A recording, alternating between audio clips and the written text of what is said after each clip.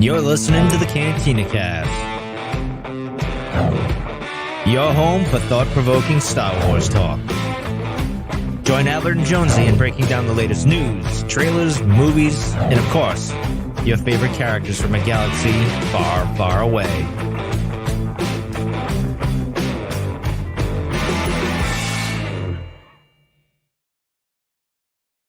Hello, everyone. Welcome to the Cantina Cast. My name is Albert Padilla, and this is episode 499, our breakdown of the penultimate episode of Season 3 of The Mandalorian, an episode entitled The Spies, which has drummed up a lot of discussion here over the last couple days, 24 hours, 48 hours, or however long it's been now since the episode aired, and a lot to discuss. Yeah, coming off the heels of arguably one of the more divisive episodes of the season, maybe of the series, even for the really staunch fans of The Mandalorian. This was quite a change. It was back to, I would call, formula, or back to the MO, back to the formula in terms of what works and what we kind of come to expect with The Mandalorian. Some heavy losses experience as well, and a lot to discuss. And with me to discuss all of that is Jonesy. Jonesy, welcome to the show. Overheats on Albert's love. Okay. You know, you could have just gone with no, and then, it wouldn't be awkward, number one. And two, we would be in sync in terms of the reference. But either way, welcome to the show. How are you doing tonight? I'm doing well. I have to do something. It's funny. I have it in there before we come on air, and you just never pay attention. I never look. Yeah, and it's the first thing I look at, like a schmuck. I need to start doing that ahead of time. So I love it because then we get your real time reaction to whatever. Usually I pick something rather safe, but today I was going a little. I gotta give it up for my buddy Paz. So yeah, well, we're killing people off every week in Star Wars lately. Yeah, we didn't lose anybody forever. Now we're just off them all. We can't keep them on air, on screen. So how are you doing so far? I'm good. I've been in. I can't tell you how many conversations I've been in over the last 24 hours about different aspects of the show, and I'll talk more about this in my opening thoughts. But I do love that they put these things in there, and it causes the chatter, the water cooler talk, the discourse. Right, this is Star Wars to me, especially when we had no Star Wars coming out, and we had to find things to discuss and debate. Like this, certainly, I mean, they're just hand feeding us things and topics, which I really, really enjoy. So, and all the conversations that I've been in, well, that's not true. Most of them have been pretty civil. There's still, people out there that are just want to burn everything down. But I love all the varying opinions, and I love the arguments pro and against certain things, like who's the spy, which we'll answer here in just a little bit. So it's been a good week, almost week and a half now for Star Wars. So pretty happy with all that.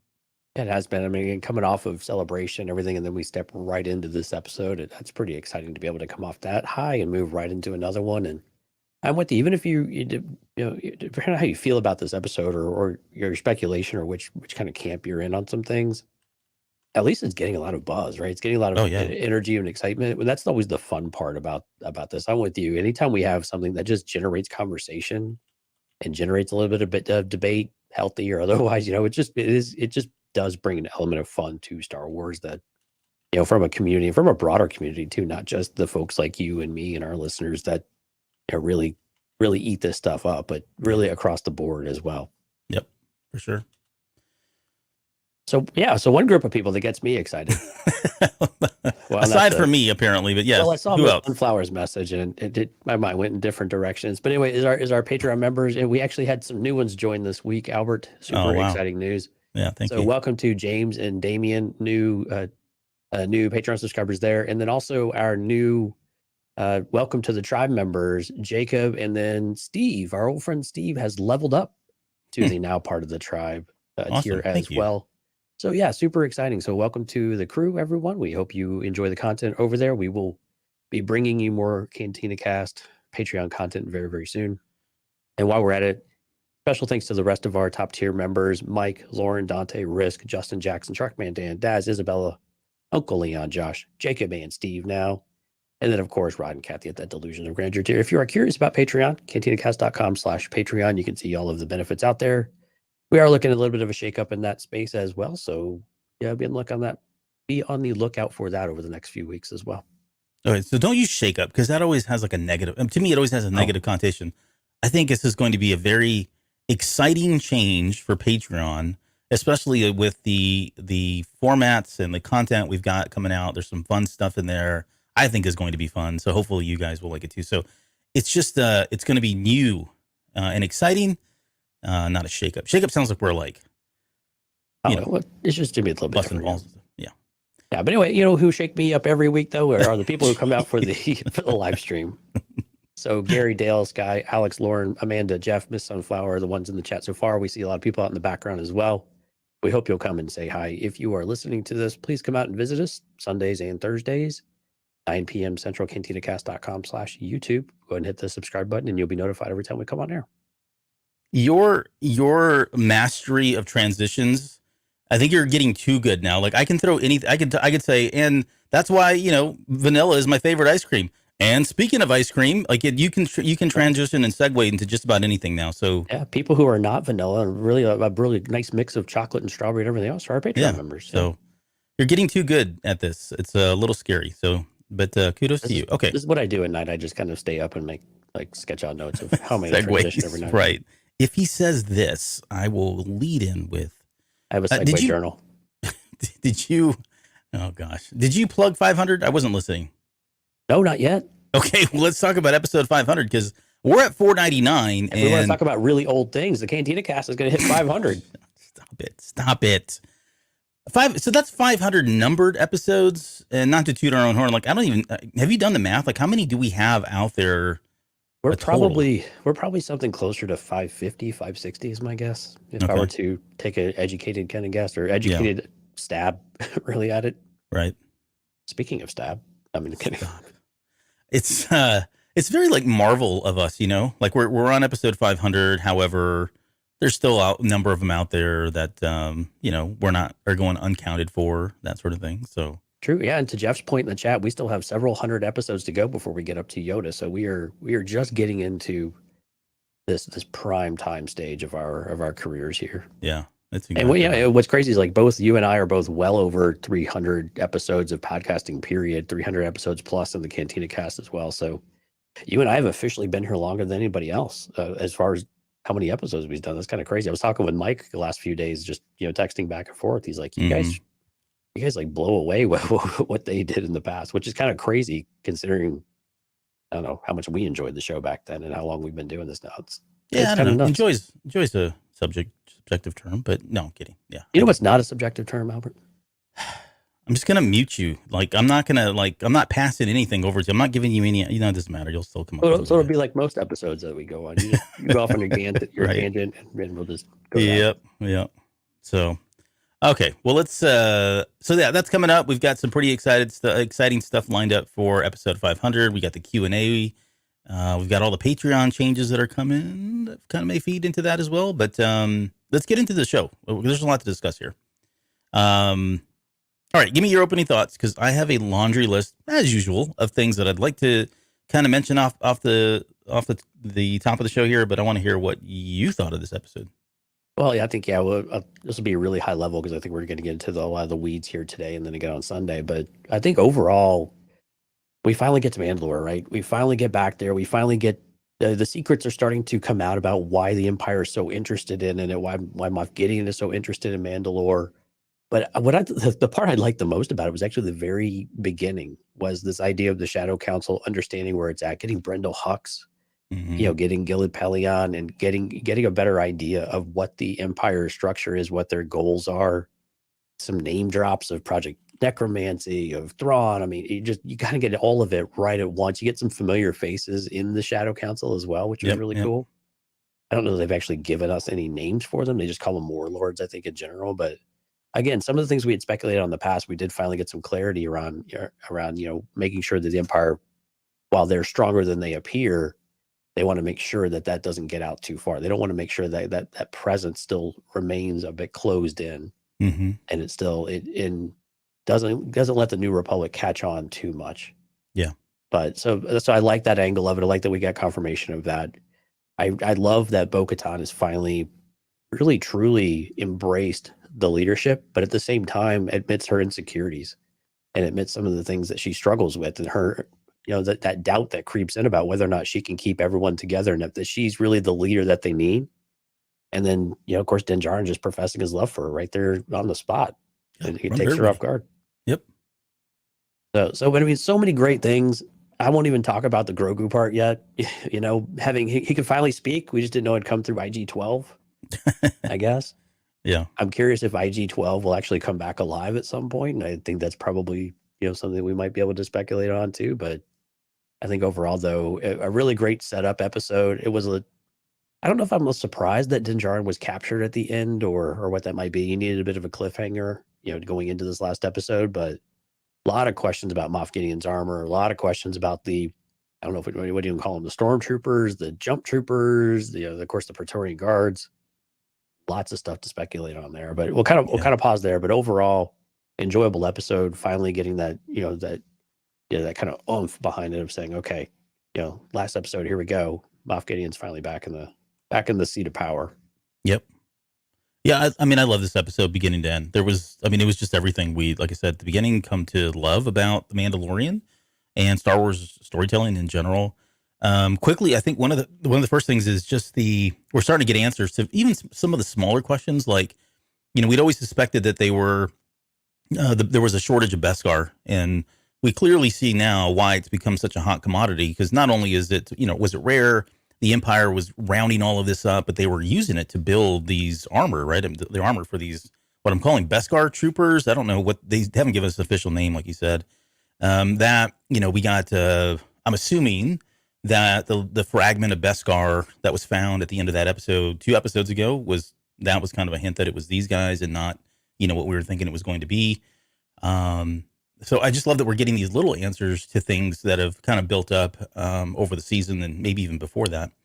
And there's a lot of things that we got right. It's not to toot our horns here, but we finally got confirmation that Gideon is on Mandalore. I was on that saying that from the very beginning. Like I figured he had to be there. I was expecting there to be more Mandalorian tribes coming together. It feels like this might be it, unless we get a big surprise come in later where maybe Act-12s did go get reinforcements from other groups or other troops. I don't know. He's on my list of who the spy is, and I'm more on that a little bit later. Right. But we got confirmation the Empire is definitely scared of a Mandalorian uprise or Mandalore coming together. We kind of predicted that earlier in the season because it just makes sense. Who else is going to contest the Empire? It's not going to be the Empire. It's not the New Republic right now, and Luke's got his other stuff going on. Right. And the other one too, like the one that you've been praising or talking about, is that Din and the Children of the Watch, they don't give a crap about that saber, right? Right. He clearly said it. So I love the fact that we're getting some answers there, and the answers line up with our predictions on some things. The Shadow Council, to your point, I thought that was great. There was one interesting aspect of the Shadow Council that reminded me of the Nihil. Remember the Nihil? They were trying to assert themselves in the galaxy, but they were very tactical about what they did. Marchion Ro was very clear, like, you can't make a big fuss. Like, go out there, hit a couple things, but nothing major, nothing big, because if you do, you're going to draw the attention of the Jedi Order. The similar situation here, fast forward, I don't know what the math is at this point, 100, 250 years later. Yeah, it works. Yeah, and you've got the Empire doing the same thing. Like, hey, we don't want to draw attention to ourselves. All of this Shadow Council and the plans that we're doing are all going to be for naught because we're going to start drawing the attention of the New Republic and more Luke Skywalker. So I love the fact that there was a kind of a parallel there. Well, yeah, there's actually a larger parallel too with uneven distribution of resources. They're still Imperial, right? They're all still competing with one another. There's still this jealous and this envy. Who's accumulating more power. You start to see where the divide is at on the Shadow Council as well. Yep. So I like that we're starting to get that divide. And the Nihil's a really great example. I hadn't thought about that. Yeah. They're and then I just the appreciation for what we're seeing. Like on probably the third or fourth viewing of this is when it caught my eye. The opening, like the beginning, when we first see the fleet coming in, like now I think we take it for granted, but just the number of gauntlet ships, and we've got a light cruiser. There's Mandalorians everywhere.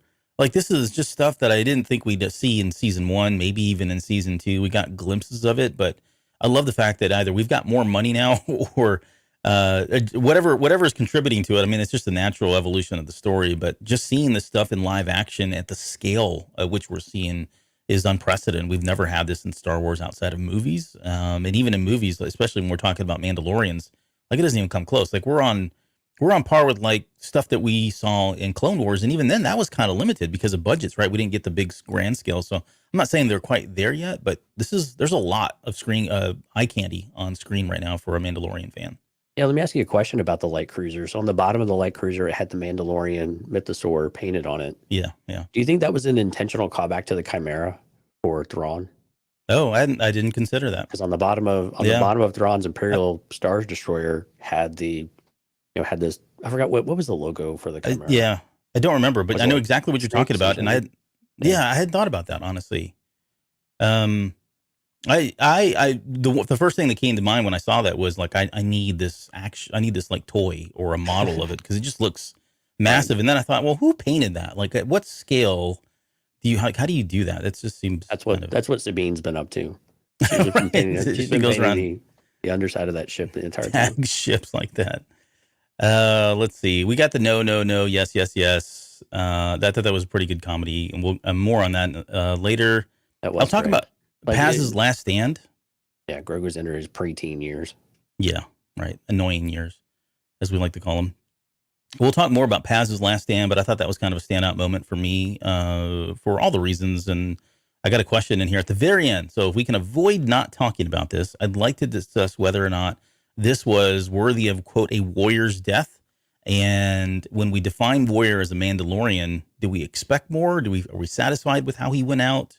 But yeah, well, I did enjoy all of that. Okay, and then the last thing is I love that we're filling in the gap between Return of the Jedi and The Force Awakens.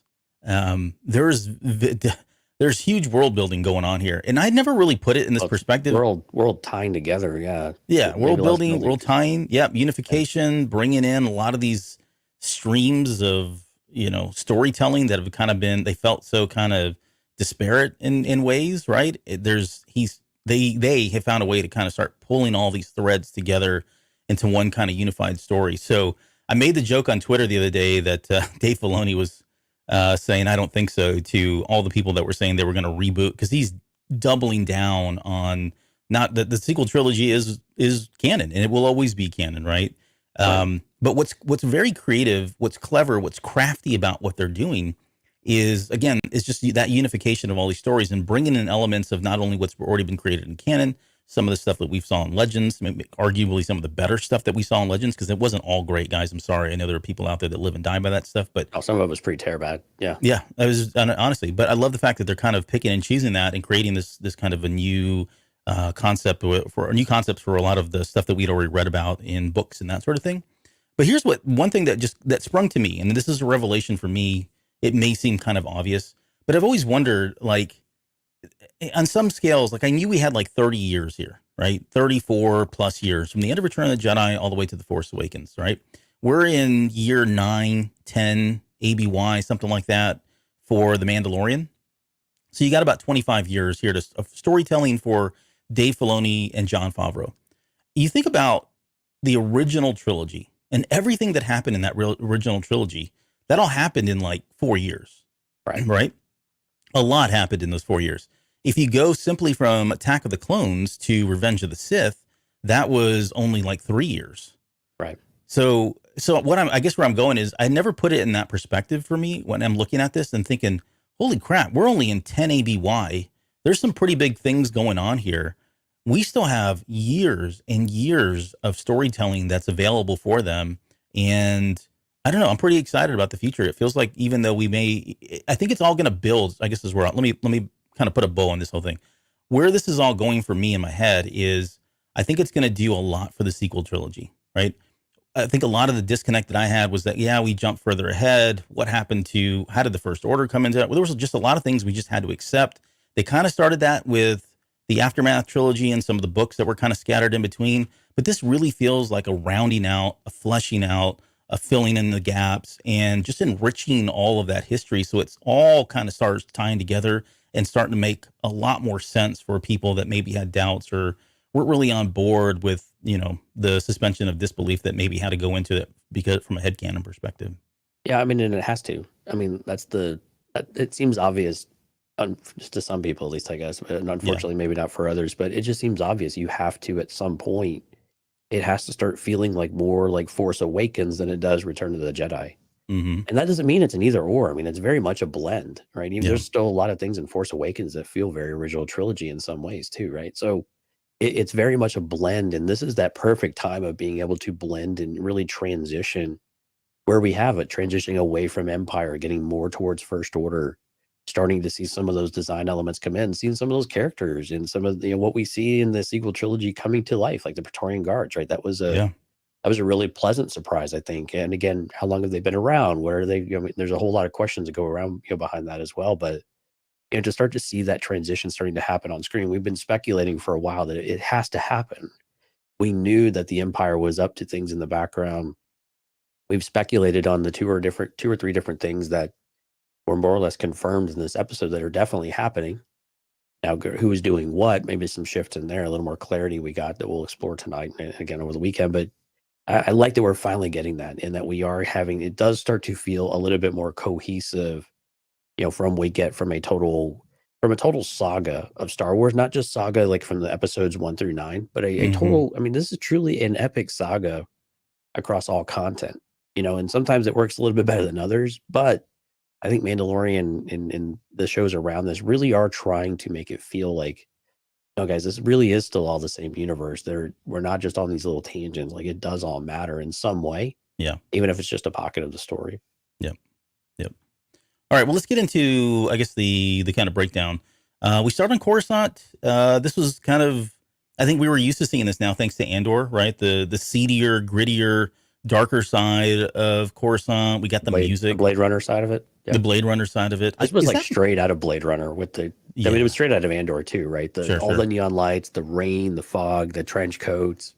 Yeah. I was there for it. I loved it. Is that, I wonder, is that music like real? Is that like a real now, like a genre of music? Like, I want to listen to that. I figured you would. I would. It's like right up my alley. I don't know. We'll see. I'll have to go find it. I'll do some research. Semi-electronic techno type thing. Yeah, exactly. There's some rave going on. Yeah. I'm low-key rave kind of stuff, but it was very weird to hear it in Star Wars, though. It took me off guard, right? Especially like getting right into an episode. And again, it makes sense on the streets. If you're walking around in any major city, especially in a nightlife type of district, you're going to hear a lot of that stuff. So yeah, it's not the cinematic sound you're used to in Star Wars, so it's a little abrupt. But at the same time, it totally does make sense, especially for a character that's wanting not to be seen and has to go to an area that won't draw a lot of attention. Although I do question about the Imperial probe droid, because you could see it just sitting back there hanging out. Right, you could see the red light just hanging out back there in the back. Yep. I was like, wow, you guys are not conspicuous at all. Like, right. They're inconspicuous at all. Yeah. I mean, you guys are good at this. Wow. Yeah. It did feel like that was kind of in plain sight and maybe a little on the nose. Like, if I was the Empire, change it up a little bit, change the light, maybe from red to blue. I don't know, do something. Right. But yeah, we continue to kind of follow the worst person in the world. Give it a red arm. There you go. That way they truly won't be able to recognize that as an Imperial probe droid. That's right. Yeah, so we continue to follow the worst person in the world, one of the worst people in the world, like Kane, TK 2755. I guess that's her TK number. Yeah, that was kind of cool. I like that. Yeah. Not that will do anything with that, but it was kind of cool to see that. And she's reporting into Gideon basically that, look, they've gotten together, they've fended off the forces on Navarro. Gideon questions that, like, how could that have been? Was it the New Republic? She says no. So some of these are kind of clues, in my opinion, as to who the other spy, because I think clearly one of the spies, as referenced by the title, is Elia Kane. We already kind of knew that, right? Right. But more on this a little bit later, because I think there's a clue here that kind of rules out a couple of people in terms of who could actually be a spy for Gideon. But okay, so we get to Mandalore, and we're on, I guess, Gideon's headquarters is, I guess, what I'm going to call it here. We're getting into the Shadow Council stuff. Those ray shields, like, I don't think they spend the money to show that unless we're going to get more of it later. So I would expect to see some kind of a battle or something happening there in that area. But that's pretty fortified if you've got that many ray shields closing up. This was our first look at those white Beskar stormtroopers or whatever. I do love the fact that they are, when I saw them, I thought, wow, they've gone back to like the original white Boba Fett design, right? Before they added color. Very Ralph McQuarrie inspired. Ralph McQuarrie, yeah. So I love that. I really love that they did that. I wish they would have looked just a little bit more Mandalorian and less Stormtrooper, but I get it. It's a blend. I don't know. They're still Imperial, right? So it makes sense. I'm more curious, like, okay, they seem like they're real people back in the suits. Yep. But they, with all the cloning vats and everything else that we see, Gideon walking down later on, it seems like clearly they're enhanced in some way, potentially, or at least they're growing them in order to grow this army. So that was a little bit of a surprise going from the Dark Troopers, to a Beskar alloy armored, I don't know, human, I guess, right? Yeah, human. Yeah, so I have a theory on that. That was a little bit of a shift there. I have a theory on that. Well, when we get to that, when we get to the battle a little bit later and Gideon's speech, I'll kind of fill you in on that one. But okay. So blah blah blah. Okay, yeah. So yeah, you mentioned the cloning tubes. More on that here, just a little bit as well. Let's talk about the Shadow Council. So this is a carryover from the. What was it? I can't remember if this was Legends or the Aftermath trilogy. I want to say it was Legends. The Shadow Council. It may have been both. I'm trying to remember Aftermath. I don't remember Aftermath very well. Either way, this isn't the first time we've had, quote, the Shadow Council in Star Wars. But this is the first time that, to my knowledge, at least we're starting to, we're getting it kind of framed, right? So apparently there's, 9 members. If you add Thrawn in there, I guess it would be 10 members total. We had Captain Pelion. Now, I've got questions about that because he was in Rebels, and now he's here. I thought he was on the ship. I need to go back and watch it, and I haven't just had not a chance to do that, but I could have sworn he flew up. Now, that's not to say he made it back or something else happened. I don't know. I'll have to figure out how that continuity works. This is continued ambiguity, too, of whether Thrawn is actually back or not. Well, yes. Yeah. Well, so Brenda Hux, I think you and I probably know exactly where Thrawn is not, but at the same time, it's that ambiguity, at least from the rest of the Imperials. Yes. While they have that doubt, it always seems like his presence is definitely looming over all of this, and it's interesting that it's he's less of the obvious heir apparent, if you will, not heir to anything else, but just heir apparent. So Pelion, Brenda Hux, there were some other folks in there. I like Ray Sloan. I'm like, there's other people that I'm wondering, like, where the heck are they? Like, they should be around here if this is where we're picking up. So this would be about 4 or 5 years after the Battle of Jakku. So if you're familiar with what happened there, which is where all the Empire was kind of waiting and prepping for the inevitable battle between the New Republic and that sort of thing, there were some survivors, and the Empire lost. Spoiler alert. But so I do have a question about some of the people that were prominent figures during the Battle of Jakku that disappeared. Technically, should be alive, but maybe something happened in those 4 years. But so Pelion's talking about Thrawns Return. He says something something that was curious to me about how the success of his return is going to be based on his secrecy. What did you think he was implying there? I think it just furthers what he was talking about before, like with the other warlords, is that with the New Republic, they cannot learn of Thrawn coming back, because then they will put the guard up. They'll stop dismantling the military. They will start ramping back up. They will go out and find them. They'll actually dedicate time and resource rather than getting caught up and absorbed in everything else they're doing. Mm-hmm. So I think it's a bit straightforward in that regard, that they just can't. The less they know, the better they are, because when he does come back, being the great military mind he is, it will be very precision, and they will just take out the New Republic with one initial wave of really precision strikes. Do you think they were trying to reference the Katana fleet? Like, I know we speculated that was the fleet out in the whatever it was called, Exegol space. I just wonder now if that really wasn't it, and that there could be a Katana fleet. So a mass fleet of Star Destroyers that are all being built and led by Thrawn. And for me, I think that would be, that the secrecy there, the surprise element would be lost if they found out Thrawn was there and then they came across the fleet. That would alert them. That's kind of how I was reading it. But then, again, I'm trying to will heir to the Empire in here, so I don't know where my head's at. Well, and with Project Necromancy, which I guess you and I might presume that is the resurrection of the Emperor, right? Yeah, in my head, that's what it is. Sure. Seems pretty straightforward in that one. That's the disconnect there, right? Because if that's the Emperor's plan, do they really think that they're going to use such a fleet for Thrawn, or do we think there's another fleet that Thrawn would have available to him? To me, Thrawn is more about making a difference when the odds are against you, right? Or taking an advantage and pressing it, even if it's minor, and not necessarily having to overwhelm you with force, right? And having the numbers that the Empires usually has. I think that's the value of Thrawn being engaged No, I agree. in that type of thing, right? That's where he really excels, and that can make a difference and bridge that gap. Because again, what Palin also says, he's buying time for Brendel Hux and Project Necromancy. So they need more time to be able to figure out, this whole solution that they're struggling with on the cloning front. Okay. No, your point's well taken. Like, Thrawn for me is, how do I do more with less? How do I take advantage of the situation? Right. Skillful, craft is masterful in that regard, right? That was clearly how he made his way in Heir to the Empire, and certainly in the Thrawn books now. So on the topic of Thrawn, and feel free to put on your tinfoil hats, because this is a very loose theory at best right now. There was something Jonesy's putting his hat on right now. Thanks for the audible there. When he's talking about Thrawn, so Gideon is he's scoffing the entire time, right? He's almost making light of the fact that, where's Thrawn?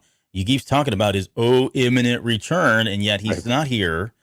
The way I was reading that too, I just started to wonder, what if Gideon somehow has a way, or is in control of, I don't know how to phrase this without coming across as completely asinine or crazy, but I wondered, like, is he somehow controlling the fact that Thrawn can't return? Like, he's using this to his advantage, right? Like, where's your Thrawn at? He's still not here? Huh, I wonder why. That'd be a shame if someone was, I don't know, holding him captured somewhere or preventing him from making his return. Because it feels like I got the sense that he was definitely threatened by Thrawn. Like, as soon as Thrawn gets here, the gig's up. Either he's gone or he just falls in line and he's no longer the big cheese, or wants to be the big cheese. And I think that's what, first and foremost, I think Gideon's really just truly all about himself. So I think he's afraid of Thrawn because of the usurp of power that's going to happen once he shows up. But I do feel like at the same time, in order to, whatever he can do to prevent that, whether it's controlling his return or preventing the return, whatever it is, even if he's going after Paleon's efforts, or, sabotaging those efforts so that they can't get him back, that buys him more time to kind of assert himself as the new leader of this new empire. And just the last thing, in my head, Thrawn is loyal to Palpatine. Like, I don't think I think those two, same thing with Brendel Hux, same thing with Paleon. I think those four together, I think Gideon's looking at this as like, I really don't want those guys in the picture. This is all about me. And if I can get these other losers on board, warlords, whatever, then, he can assert himself as kind of that new leadership. Right. The rest of the council will fall in the step with whoever exerts the most strength. Right. Effectively. Right. And I don't know he was showboating too. Sorry. Oh, no, he was. At the very end. Right. Oh, of course. I mean, he knows that he is maybe not intellectually superior to everybody in the room, but he is at least everyone's equal, if not their superior. And again, he has a plan, and he's able to lean in on the idea of that, they can't produce Thrawn. They keep saying it's imminent, right? They keep saying he's coming, but he's still not participating. Yeah. And so I don't know if I'm not on board quite yet with saying that Gideon is responsible for that delay. It wouldn't surprise me if he had a hand in some of that, but I also think that I would like that Ezra has a piece of that too, right? Ezra is the one helping keep that at bay as well, and keeping them hidden wherever they're at. Mm-hmm. But I do like the idea, though, that Gideon, it's clearly a power play for him. He's the one that wants to be in control. I don't think he cares about the Emperor either, because I think he thinks that's just that doesn't make any sense. That's a bunch of sorcery. It's dumb. I will create his lines later on in the episode, where it blew my mind a little bit too, with all the things that kind of confirmed for us. But again, it doesn't make sense for him. Like, Thrawn's not coming back. I think you're right. I think he is threatened by Thrawn. I think that the master tacticianer in Thrawn, that was a really tough one. In Thrawn is very much a risk, right? Because it will empower the rest of the Imperials. And even though he's a chiss, he's not human, they will get behind that strength, because they won't want to necessarily challenge that, because they also view Thrawn, at least militarily, they won't, because they know how to beat Thrawn is more on the political arena. And I think Gideon wants to have both of those things all locked up before Thrawn comes back, so he's not even on the board. Right. And there's no reason for him because we've already asserted our control. Therefore, Thrawn can fall into step and fall under my power if I'm Gideon. No, I agree. I co-sign all that. I think, the clear takeaway is that he does not want Thrawn here. He is threatened by him, and it's a game changer if he does show up. So whatever he can do now to assert himself and gain that as much power with these other groups, then that's going to work to his advantage. So especially while it's so unstable, right? And clearly there's people who are jumping the fence just looking to assign themselves and assert themselves behind whoever has the most power, right? Right. Those are the coattails they want to ride. Okay, let's talk about Project Necromancer just real quick. You touched on it. I think we both agree that it is going to be the resurrection of Palpatine in some way, the cloning, that sort of thing. It does sound like they were using cloning, at least Brendel Hux was using cloning for the purposes of creating a body. I think eventually that project continues. That is eventually going to spawn Snoke, right? Right. And so that all kind of is pretty clear in my head. I don't know if you got the Easter egg, but the guy that plays Brendel Hux in this is Domhnall Gleeson's brother. Yeah. So when you close your eyes, it sounds like Gleeson, and it's not. It's because it's his brother. So I just thought it was cool that he's playing his dad, and very cool that they picked those two up. And that Pershing was assisting with Project Necromancer as well. So all of this now, the one thing that was exposed here, it comes up a little bit later. It was kind of what I was alluding to when I said I've got a theory about that, but it's this idea that yes, back to season 1, Gideon was very much involved in cloning, but it was not for the purposes, as we suspected, of Project Necromancer or the return of Palpatine. He had his own initiative. He had his own kind of plan. He's thinking about himself, right?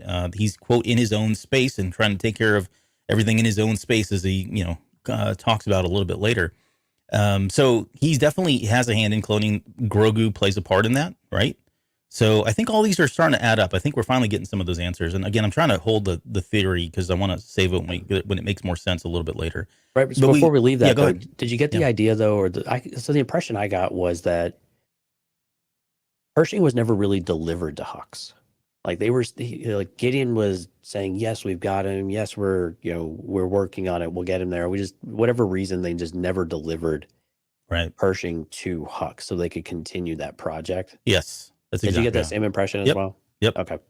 Yep.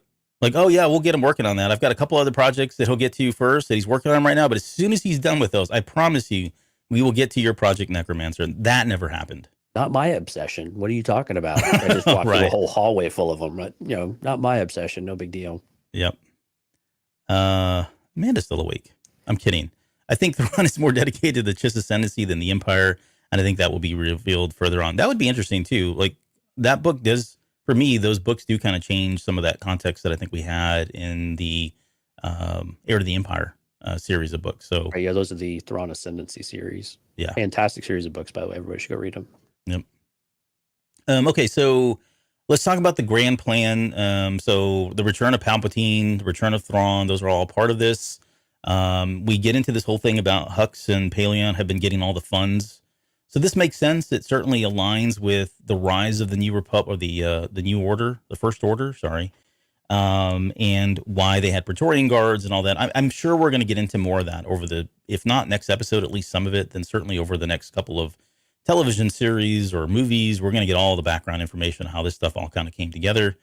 And then Gideon seems to he seems to be drumming up dissent. And again, this works in his favor, especially when it's against the needs or the wants, the initiatives of Paleon and Hux. So I did appreciate that. Okay, Praetorian Guards, right? So the minute he said this, I was like, wait, what? Praetorian Guards? Now, okay, no, full disclosure, some of this was revealed and spoiled for us last week, so I knew they were coming. Right. But I didn't have the context. I didn't know they would be talking about him, and this would just kind of be an open subject. So I have questions like you, like when did this Project Praetorian Guard start? Who are they now? If they were around even then, I always assumed this was some kind of a byproduct that happened, I don't know, 10, 15 years prior to The Force Awakens, maybe just before our Last Jedi. But I mean, we're coming back the better part of 25 years before any of that. So they're around now. And of course, I love the fact that they gave them a kind of a phase 1 look, right? They didn't look exactly the same. Their blades were purple versus red, that sort of thing. So I don't know. I got a lot of questions as to, are these an extension now of like, Dark Troopers? Are they, I don't know. I've got a lot of thoughts and theories around this, but what do you think? Yeah, but I would love that it would be a continuation of the Emperor's Royal Guard as well. This is just, without the cloth and everything, they've actually graduated to armor because that just makes more sense given the era that we're in. And now the Empire has direct access to Beskar, right? And some of that. And so I think I think those are, well, or they at least they're sitting on this deposit, or at least Gideon is. So maybe Gideon's responsible for them in some kind of way. And he's taken, well, man, it wouldn't be Gideon. It would have been more in Hux and Paleon's space there. But regardless, it's just cool that they do come back. I like, again, the connective tissue with what we're getting. I'm with you. I thought these programs would have been going on for 15, 20 plus years. So I like that it's in Mandalorian here with the Shadow Council of Imperials, because I think it just makes so much sense that we would see them. And they're the enforcers, right? They're the ones that come in for the elite protection, although they didn't really work out for Snoke very well. Yeah, whatever. But, they're also the ones that come in and finish the job, because they, later on, they make short work of their enemy, right? So I like that we do get them, that they are a talented fighting force and they really a force to be reckoned with, and that they are using that to give Gideon a bit of a hard time, though I think is also a bit amusing in that regard. Like, wow, someone's paranoid. Yeah. But then when Gideon drops the bombshell, like, no, Mandalorians, like this, like, they're no joke. And he had just got the news from Kane too, that they had combined forces, which is the worst news. Again, we had talked about this for weeks and weeks now. The worst thing the Mandalorians could do would be come together, right, and actually believe in one another and fight like a Mandalorian, an actual Mandalorian army would be the worst thing for the Empire. And so you need to pull all the stops out. We need to put the kibosh on this right now. Give me everything you've got. Yeah. And just going back to what you said earlier, like, I think even though, so I would agree, like, Gideon seems to be the hoarder of Beskar, and that works to his advantage because it allows him to build his own troops, right? These Beskar troopers or whatever they are. But I can see where, the Praetorian Guards do have Beskar armor, and it's in his own best. Like, he has a vested interest in providing Hux the Beskar he needs to build Praetorian Guards, especially when he can request them in return, right? He's going to want to outfit those guys with the best things possible. And I think ultimately, he's thinking, hey, if I enrich this program or allow it to continue to flourish, once I've gotten rid of the Emperor and I don't have Thrawn around, that's all mine anyways. So I'm just investing in my future by doing that. So I can see where he'd be willing to liberally give up as much Beskar as he needs for that program. Now, if they made a requisition for Beskar so they could have what he has, which are these troops, I think he'd put a stop on that. Hell no, I'm not doing that. That's sorry, we're short supply right now. I'm kind of curious how much they recognize that Gideon is investing in Beskar anything at this point. Yeah, because I have a feeling they're in the dark. They probably are. That's a good point. I don't even know that any of them. I think this was probably the first time these stormtroopers, Beskar troopers, or whatever were on display for anybody. Like the first time he let them out of their cages or whatever they live in. Okay, so Miss Sunflower asked a quick question: is Gideon controlling the pirates who attacked Navarro? Yes, we did get confirmation of that. Yeah, that it seems like he was directing that. He was behind it. Yeah. Yeah, we had kind of speculated that would make sense, especially if they were trying to distract and divide the Mandalorians, chip away, break them apart, overwhelm them, whatever it might be. So we did appear to get hard confirmation of that one. The other, so he asked for the 3 Praetorian Guards. Fine, that doesn't seem reasonable. Okay, TIE interceptors. That seems more practical in terms of what he's using right now. But then when he said bombers, I'm like, what are you gonna go bomb, dude? Like I don't. And even like in the space battle, like I assume that we're going, and just to kind of spoiler on some of the speculation we're going to get into next week, I assume we're going to have a space battle since we've got a freaking massive fleet sitting right above Mandalore, and we got a number of people on the ground. We're going to have the Star Wars formula of 2, battles kind of going on at the same time. This is what I would hope, at least. But I just don't know what you're going to bomb. You can't bomb that freighter. I mean, that light freighter or cruiser. It moves too fast. So maybe it's just he's out of bombers, and unless he just goes and bombs the hell out of Mandalore all over again, right? And take out any remaining Mandalorians that happen to be there, that could be an option. It could. I mean, if you need to take out the ones on the ground and go finish the job, any kind of transportation they might have, although we know they don't have any transportation right now. I mean, those types of things. It's useful to have bombers on hand. Why not have an entire arsenal at your disposal as you need them? Yes, he's going to go in and bomb an Imperial freighter. That seems a bit of a risky maneuver, but then again, the Resistance tried that stuff too, and it kind of worked. Well, that was different. That was a different size ship altogether. I think the word you were looking for was dumb. Well, it was a dumb move. Yeah. No, it was kind of silly, but okay. Yeah, maybe they'll send the bombers to Navarro, says Miss Sunflower. I can. Like, well, again, yeah. I mean, that's a great point, because I think with Gideon, he's planning for everything that he needs to do. So if they didn't bring everybody out to Mandalore, then yeah, let's send them over to Navarro. Let's finish the job there. We'll turn that place to glass too, because they've got lots of lava, sands, and everything. So we'll just glass all the things up. But so it makes sense that he wants a full contingent to cover all of the bases. He's a planner. Well, he said it too.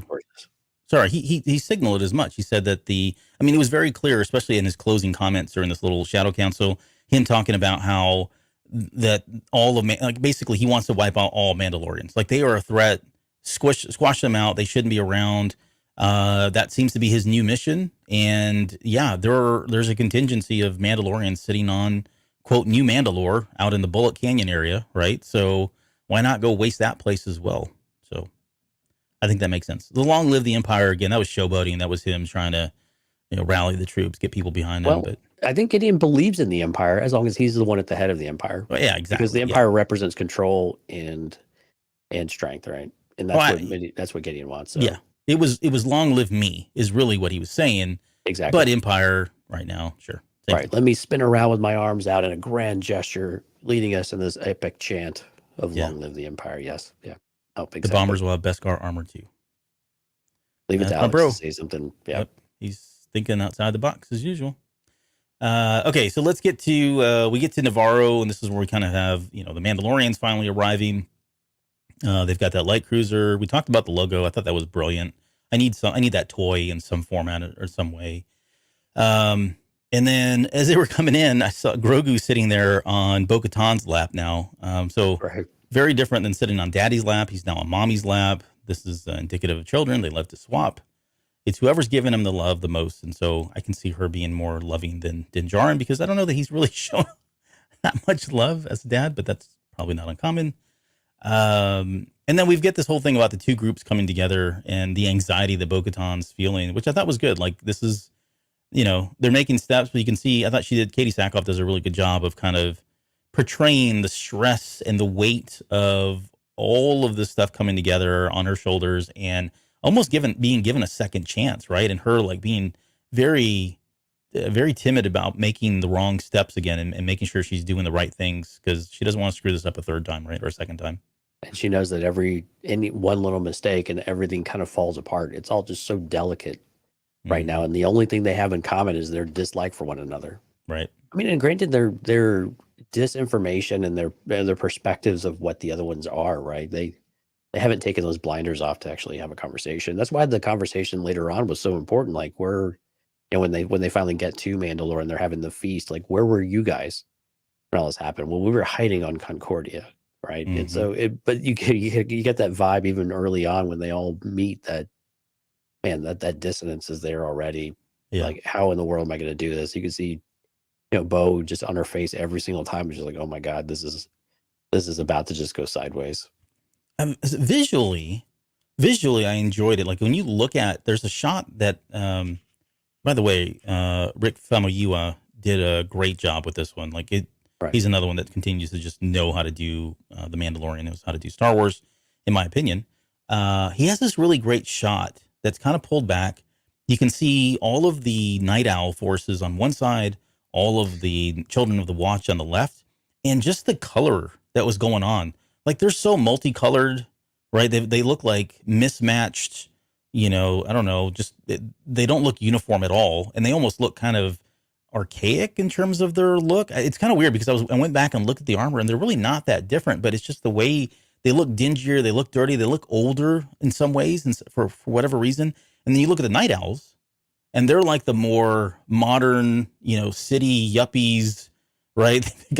They're very uniform, right? Homogenous in terms of color. They all wear like the darker grays and the blues, right? There's no distinction among them. They look very cleaner. They've got a lot. They've got a lot more lights and stuff on their armor because they have more tech in their armor as well. But there's that one shot where those two forces are just coming together, and it's very clear just from, aesthetically, that these are very two different worlds that are about to clash. So I really enjoyed seeing that, I guess. Well, to make sure they clash, the first thing they do is they take their helmet off, and Din Djarin looks over to Boshi. He's like, "Well, here we go. We're just gonna we're gonna rip this band-aid off right away. Let's just go ahead and let's just go and tackle it now." Yeah, no, it's a very good point. So everything goes right. I mean, the armor comes out and says, "Hey, let's get ready for dinner." And I thought, well, I hope they show this because you got all these people, 100 people, and then 50 are going to get up and leave to go eat, while the other 50 sit there and eat amongst themselves, which is kind of odd. While the other 50 just watch them eat. Right. But we didn't get to see that, and that's fine. So, and then Grandpa Karga shows up, Grief Karga, and he's got the bottle of wine. This is so right. It's so grandparent-y-ish. But, basically tells Mando, "Hey, I've got a toy for the kid." And that'll segue into the best part probably of this episode. But, any final thoughts before we get into the next piece here? No, let's go into Navarro. All right, let's talk about Big Baby No Squeezy. So this was rumored months ago. I think maybe in the summer of last year, this came out. It was quickly dismissed. A lot of people were like, "That's just silly. There's no way they're going to create an IG unit." And at the time, and there wasn't even, I don't even know if there was any talk that it was going to be IG-11, but there was people mentioning that they had seen a model or seen it behind the scenes where they had IG-11 and all that. I thought it worked. I was skeptical. I was like, how is this going to work? How's it going to look? I was not expecting it to work because I wasn't expecting Grogu to be, have the no and yes buttons, which I think added an element of comedy that I think we needed to kind of just say, okay, this seems silly, but it is silly. And at the same time, it works and it makes sense. And it seems very Star Wars-y as well, and in weird ways, but I didn't have a problem with it. I loved everything about this scene. Everything from just the reveal to the bad baby, no squeezy. I want to get your thoughts on the puppeteering because I know you're not always the biggest fan, and it was very clear these were puppets, given the lack of articulation. But your thoughts, go. Yeah, as soon as we zoom in on the townspeople picking up the bricks and putting them in place, if you can see in the background that the statue is not there. Yeah, like you have the base where IG-11 was standing on it, and the whole thing's not there. And I noticed it right away, and I was like, oh, okay. He is probably they did something with it. What did they do? And then I remembered that this was rumored to be a thing, and I was like, oh, they're actually going to do this. And of course, then the first image that popped in my head was Teenage Mutant Ninja Turtles. I think was it Krang? Krang, yeah. Mm-hmm. Yeah, I was like, okay, well, how are they going to do this? Is he going to look like Krang or whatnot? So I thought actually it worked pretty well. The puppeteering, for the Anzellan was weird. But it was hilarious though with the bad baby comment. That was such a great callback to an earlier episode that they have long memories. But I like that Grogu was just completely enamored. He did not care. He dropped the candies right away when it came in. Like, that's for me.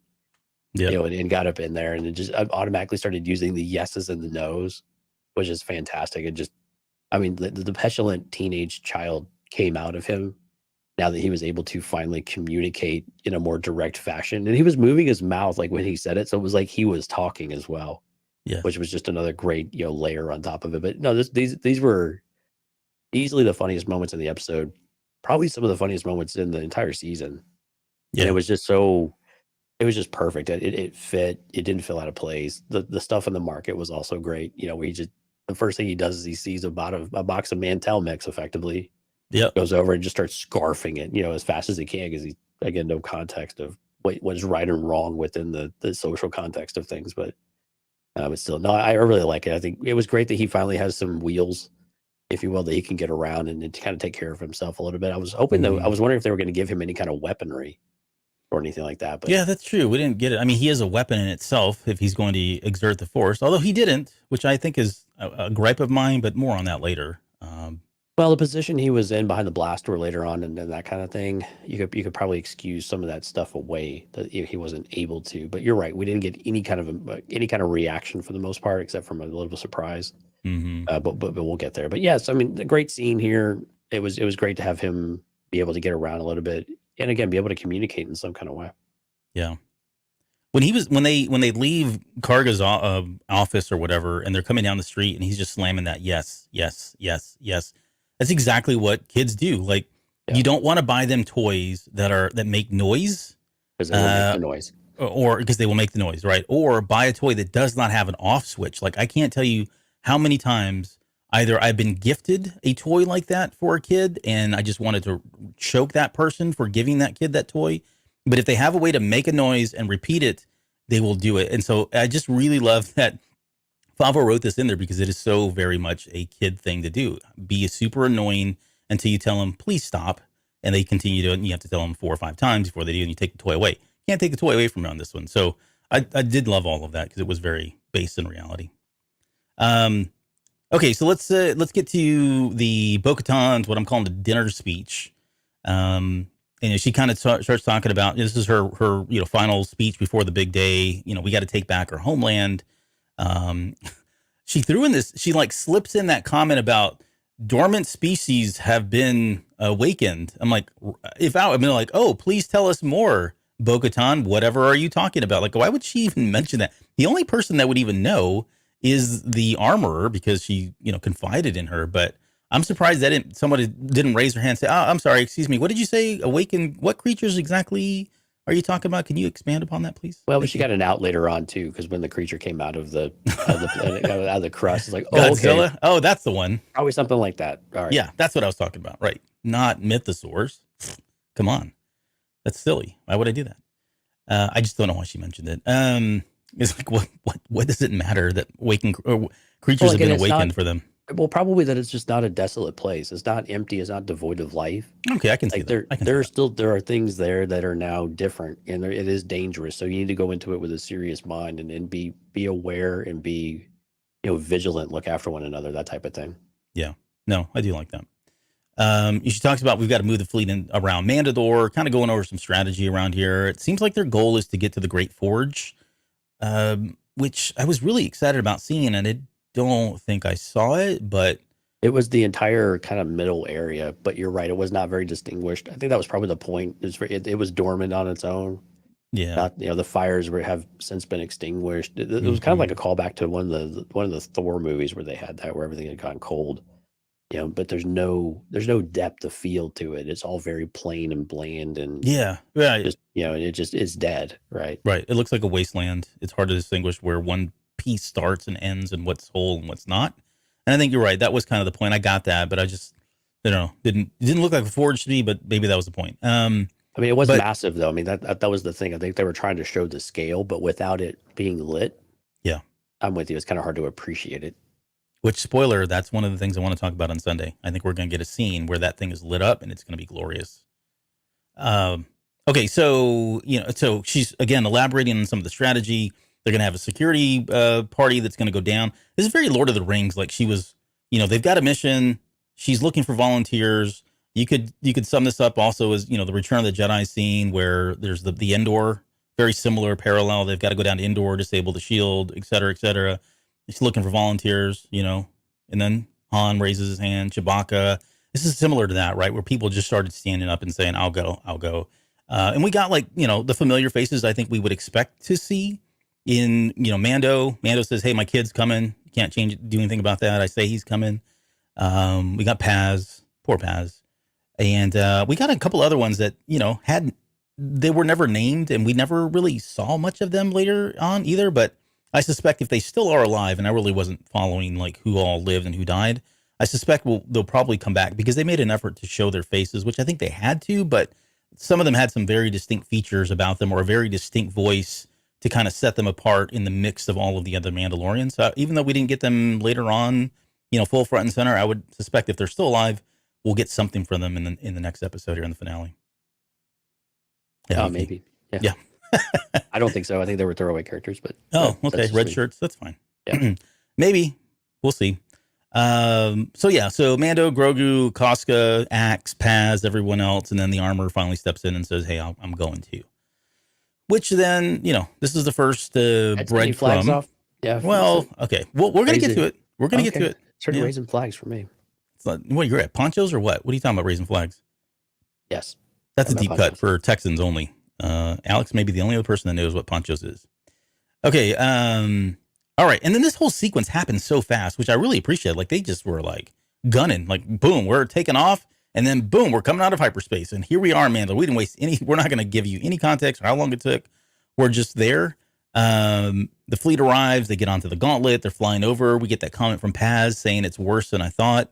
I think that was really cool. This was the first time they had seen it for those guys. They'd never been there before, and to see how different. I wonder how long it's been too. Like they've been on a Concordia for a while, so it's probably night, no pun intended, but night and day difference. It's probably been 20, 30 years, something like that. I mean, maybe not quite that long, maybe 10 to 15, but still a very long time. You're right. Mm-hmm. Last time they were probably on Mandalore was before the Clone Wars. And so for some of them, they haven't been around that long.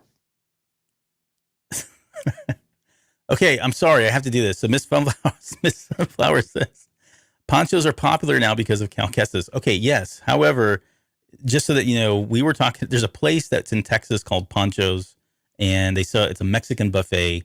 And when you're ready to order your food, they have these like really offensive Mexican flags that you raise on your table.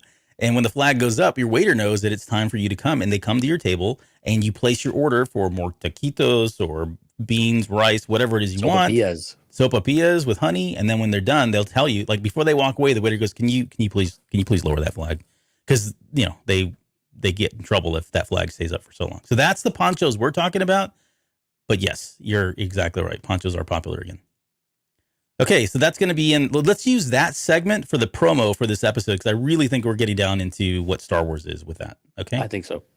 Okay, so they drop out, they land. This is all. I mean, there's really nothing. I mean, it's all kind of going by the book until we get to what I'm calling the hobo mandos.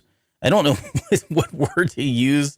They were like bums. They were like out there. They hadn't eaten forever. I'm thinking, man, these poor guys. They didn't have helmets on. Most places they call them refugees, but okay. Okay, that's fair. Hobo Mando sounds just as good to me. But I love that their first question was, do you have food? And I thought, okay, who the heck? I mean, yeah, it's practical, right? I get it. Pragmatic. Let's get our bellies full. I just thought it was comical in some way. I was super stoked to see Charles Parnell, though. I love him. He was Warlock in Top Gun Maverick. And I don't. Other shows too. Yeah, I love. Is he the one with the big, like, scraggly hair? Yeah, he was the main. He was the one who's like, to the forge. Yeah. Okay. Yeah. We were talking about. I know people have been talking about Skinny Pete. For anybody that doesn't know, Skinny Pete was a character in Breaking Bad, and he looked similar. He's just got this like really worn look on his face. He's a great actor, and it was cool to see him again. So. Now this is another group. Okay. So while Sunflower's talking about it, she says, I think they could be other spies. I think if I had to boil it down, there's probably 4 candidates that would be spies here. And so one is the armorer, because they signal this almost throughout the entire episode, and there's not just one red flag. There's lots of them. Okay. Then there's these guys, the hobo mandos. I think they could be, there's some arguments to be made that they could be the spies. I do think that the ones that are not being discussed the most, in order of likelihood for me, is going to be Axe Wolves. Like he did some really questionable things. And then I think I would even throw in Casca as well as potentially a spy. I think she's kind of a weaker argument because of, her loyalty to Bo-Katan. And they've not positioned her in any kind of way. Yeah, well, and sometimes they do that, though, right? It's like you watch like the quote. I hate to bring Scream in this, but I edit this podcast every week. But it can Scream. It's always the people you don't suspect, right? They're the killers. Like they purposely downplay their involvement. And how many times have we learned this lesson with Star Wars, though? I know. Star Wars is a different breed. Yeah, Star Wars is such a different breed. This. When they tell you got to believe them. You got to believe them. I know. I posted that word today too. Like there were theories going on. I'm like, or we could just take it at face value, because they keep making us take it at face value, but we keep not wanting to believe it. Right. Yeah. They're not going to get us this time. Yeah, they get us this time. We'll take it at face value this time, then they will get us. They'll be like, oh, we'll talk about some of the arguments pro and against, or for and against, for all of those here in just a little bit. But let's get back to the Hobo Mandos. It seems like they seem like they are. I'm going to keep saying that until it sticks with everybody. They seem like they are genuinely, sincerely loyal to Bo-Katan. Right. Unless that's a front. But I did appreciate that aspect of it, right? That they recognize her as the leader, even though everything else has happened. They still recognize her as a leader. This is, again, not to like hark on Lord of the Rings, but there's a lot of parallels that are running, particularly with that. Yeah, I mean, and the thing that really, I mean, that gives credibility to they would be, potentially the ones that would betray her, is that because they know exactly where the forge is at. And if they've been near the forge, presumably they've been close enough to see all of the Imperial stuff going on too. Right? Yeah. Mm-hmm. So that's the thread there that ties them to being the ones who are betraying. Yeah. Okay, so they go to and have what I'm calling the hobo dinner, where they finally eat. They break bread with them. This is a really great scene. Like it was really dark, and I mean that literally. Like it was filmed very dark. It was not a lot of light. Such a problem with lighting. It's my TV, I think, more than anything. But yeah. So we get the backstory, right? More than we've ever had. The Empire basically bombed the crap out of it. We knew that. We learned that Bo-Katan really had no choice. Like she felt like if she didn't sign this ceasefire agreement with Gideon, that the rest of Mandalore was going to be, turned to glass. And so she went ahead and signed it. She turned everything over, put her faith in the Gideon, and Gideon still burned her, and then took the Darksaber away from her. So it was, insult to injury at that point. It was curious that Costco was trying to get her not to say anything, though. I mean, I presume this was because she wanted to make sure that she kind of saved face and didn't lose everybody right away. This is why Costco is not on my radar at all. She would be like, no, don't say that, because then you're going to lose everyone. They're going to turn their backs on you because you were the one that, you're the one that turned their back on their people, even though she was just trying to save them. Right. Yeah. So and she did it. I love the way they did it too. Like she looked at her like, they weren't talking, but you could tell she was like, don't say it. She's like, no, it's okay.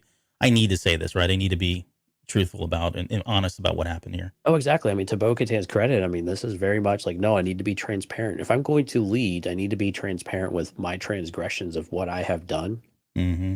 So that I think it's as much for Bo-Katan as well. Like if they will follow me after hearing the story, then I do have their loyalty. They do believe in me as their leader, and they can see my actions and they can put all that together that I do care. And I tried to do it in their best interests.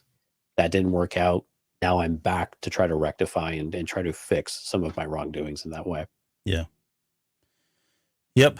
They get into Death Watch a little bit. They question about Death Watch. The armorer is quick to point out, hey, we were, that splintered up into a number of groups, and that created the Children of the Watch, but we were basically on Concordia this whole time. I think some people basically, yes, they were Death Watch. Yeah, they were Death Watch. Yep. And there's no denying it. I mean, I get that, right? But so was Bo-Katan. So, what does that say? I mean, she was literally fighting alongside Darth Maul at one point. So, or at least with Death Watch. What was the name? The other Vizsla guy. Yeah, Pre Vizsla. No, not Pre. Was it Pre? I think it was Pre Vizsla. No, I thought Pre was the original one. Sorry. I'll think of it. Well, somebody will hit the chat here in just a second too. That's what you're here for. Okay, so we get into this. Death Watch was on Concordia. They were splintered, and then she gets to.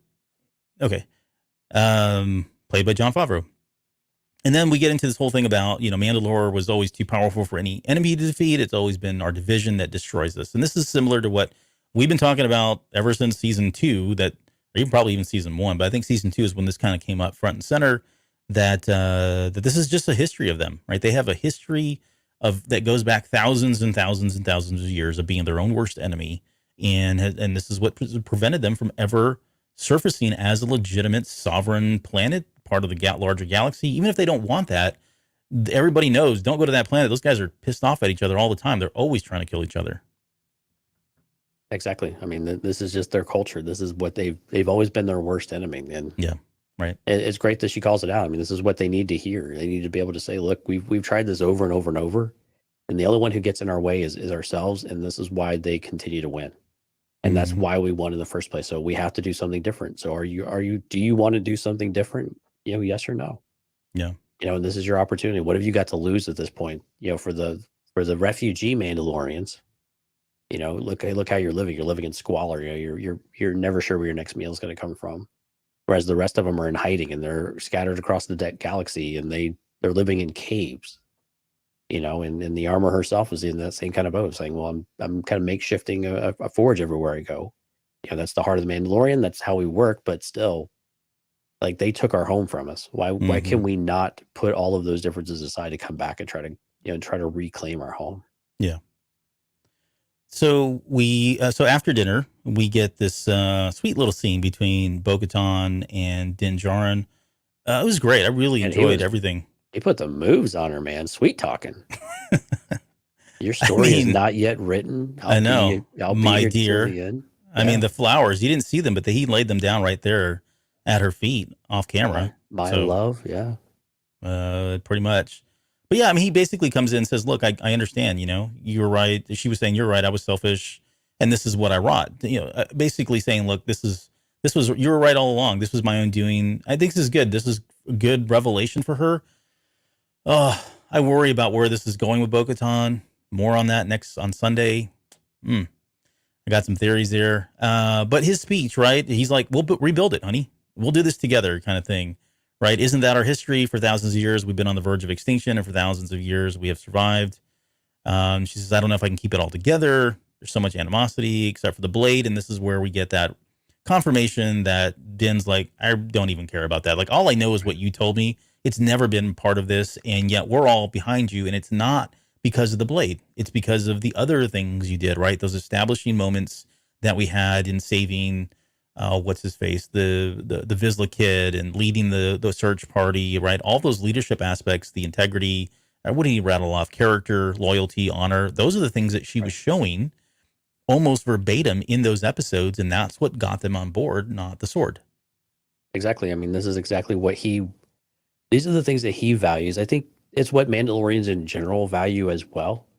But I think it's one thing that I think the Children of the Watch have a better grasp on in some ways, because they don't just go with, and I think that's I have a bit of a problem with the depiction they've done with the Night Owls or with Bo-Katan's crew, them leaving because she didn't get the Darksaber or all of that they're so predisposed to only be able to fixate on the symbol of leadership rather than the behaviors of leadership. I think is telling. And I think that's where the Children of the Watch, and this is where they're a good dynamic, between the two, to have that difference, because they value the old ways, the culture, but it's really the ideals behind a lot of it too, of the way that you act, the way that you behave, your commitment. Those things matter, right? And that we don't lose sight of that. Yeah, they're very rigid with it, dogmatic and overkill at times, but at the very basis of it, though, these are the things that matter most to us, and those are unwavering, right? And we will protect our own, and we will go to bat for our own, because that's what we do. This is the way, of sorts. Yeah. That whole speech, we already talked about. What I know about this weapon is what you taught me. Means nothing to me. He says, nor does station or bloodline. That's important, right? Where you come from and who you came from. Station. 2 different things. I don't know that I believe the station comment entirely. In some aspects of it, yes, but not at all, because they clearly respect the station and the armor. It's true.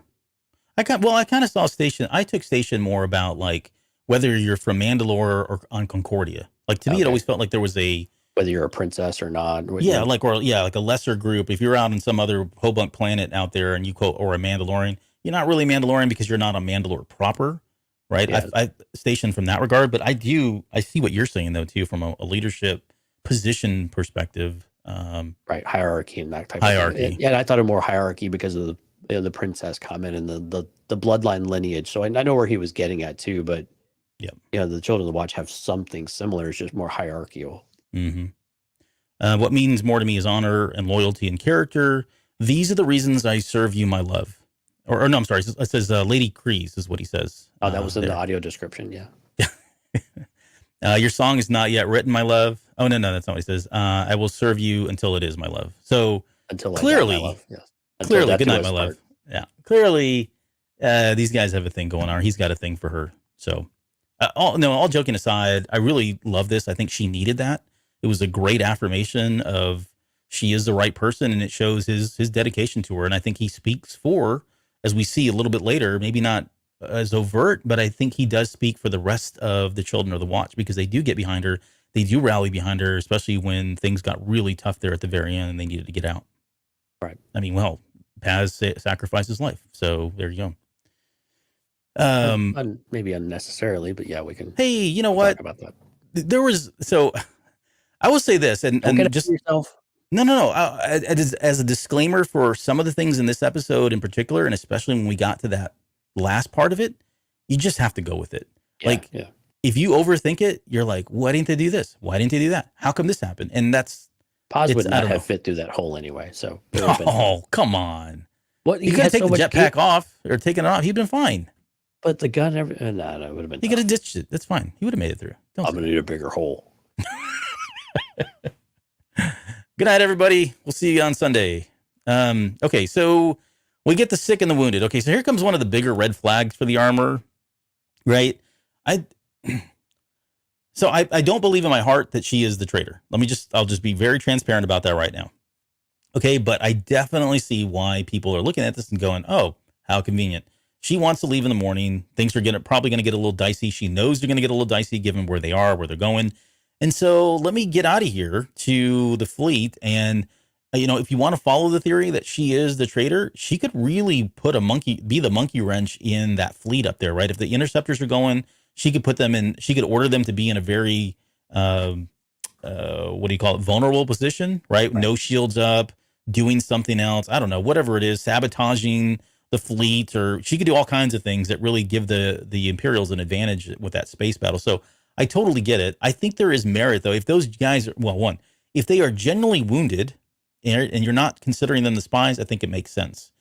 In favor of the hobo bandos as being the spies, they could be like a Trojan horse where they were kind of playing sick. Oh, we can't really go. And then they get up there. Now you've got your forces on the inside sabotaging, stealing ships, making them attack each other, that kind of thing. That could be kind of disastrous as well. So I like both of those theories. And I'm not, again, opposed to any one of the four that I talked about as being, maybe Casca. I really think that was the weakest one. But I'm not against any of those theories. But definitely there's some red flags happening here, both for the armor and the hobo mandos. Yeah, exactly. I mean, you could set any of them up in a variety of ways. I think the harder one with the armor is like, okay, how? Like, how would she be in contact? She'd have to have a communications device. There had to be something. And it seems like that would have all been triggered in some way over the years. And all of a sudden this would have come about. Seems, again, unlikely. But were they hiding on Concordia for a reason in the first place? Where they allowed the Empire to do all of this and they agreed to stay back and say, we'll come in afterwards and clean up the mess. And then something went awry from there. So there could be more history as well into this whole engagement that dates back all the way to Night of a Thousand Tears and the Purge of Mandalore and all of that too. So yeah, it'll be interesting to see if any more of that story comes out, if there are different perspectives and tellings on it as well. But I mean, the idea of the armor does make some amount of sense though, because, and I don't know if we're ready for all this stuff or not, but the one part that does make sense is that, she is unhappy. Even still with Bo-Katan leading them, she's still very unhappy, I think, that the way it's so splintered, it is so bastardized in some ways, right? That it is just not pure anymore. So many have strayed from walking the way, right? Is what she said, in the previous episode. So is this the way to cleanse the tribe, if you will, and everybody adhere back in that, even if it's back to being a very, very small unit? I could see, and this is where zealots really do think this way, and they really do feel like this is it. Like, I will put us in a position that we have to start over entirely, and the only way to really do this and to cleanse our past is to really strip everything down, even if it means losing a lot of my own folks, in order to really truly purge, for lack of a better word, all of the sick part of our of our way of life and our way of being. Yeah, it's how they rationalize it. It's how they justify it. It's we're the purists. This is all religious stuff too, right? Like we're the Right. chosen. We're the true children of God, right? All that stuff. We're the true children of the way. And so, yeah, maybe, the needs of the many outweigh the needs of the few. And so we may have to shed some of those, non-believers or, what's the word I'm looking for? Yeah, whatever. Apostates. Apostates. Yeah, there you go. It's probably the best word and the most appropriate, given that's the word they use. So I get that. So we were talking about, so they're like, hey, we can take you to the forge. Seems super appropriate and super sus that they know exactly how to get there. Right. just so happen to get there. So I get that. I think somebody said that in the chat here. Who was it? I think it was Ohm said, post my, where is it? Let me pull that up real quick. Says, my rant to you guys a few weeks ago, I think Mandalorian has pulled it back. I really like the spy twists, although let's be honest, it's either the armor or the sled pirate Mandalorians. I like that. Sled pirates. I like it. Come on, I had a thing going. I had people saying hobo Mandos in the chat, and now we have said it countless times. We have the best listeners on the planet. We have the best sled pirates on the planet too. Okay, no, you don't. Also love Mando Gideon. So that was Ohms. Okay. All right. So it's the next morning. They're heading to the forge, and like Rick does a good job of showing you the armor heading to the fleet, and he doesn't really need to hold on these shots as long as he does. He didn't have to cut back a second time to show that she was arriving. You know what I mean? Right. And she actually made it back, that she didn't just depart, right? Exactly, yeah. But these are the things that I think, I mean, this is part of what you do in storytelling, right? You keep feeding these signaling. You signal that I'm going to show you this, and you're going to question, like, why am I showing you this? Because you didn't have to, and that puts doubt in your mind. And I think that builds the case for why the armor could be the person here, could be the other spy. Right. Maybe there's more than maybe there are two of them. I don't know. We'll see. But yeah, so they head there. The sail barge takes off. We get the whole fighting over the Mando chest thing, and there's parallels between. It wasn't lost on me that they're fighting over the rules in this game, which is what they've been fighting over this entire time. The rules of what it is to be a Mandalorian. So I get all that. I think the big takeaway was the fact that Grogu comes in, steps in, stops the fight, and that comment. No. Yeah. No. Right. Well, I thought was cool because I have questions about whether or not he could stop the fight because they just said we can't do anything about this, right? And he's part of the tribe of two right now, the clan of two. So why does he get to stop the fight, but nobody else could? I don't know. But well, again, he's still kind of an outsider too, right? He's obviously different. He looks different. No. He can do different things. Yeah, he's green in a machine. I have no idea what you're talking about. Right, and he can do all these crazy flips. Right. Okay, well, I guess that's an argument for why he could stop the fight. But I guess the part that I really like was he didn't learn that from me.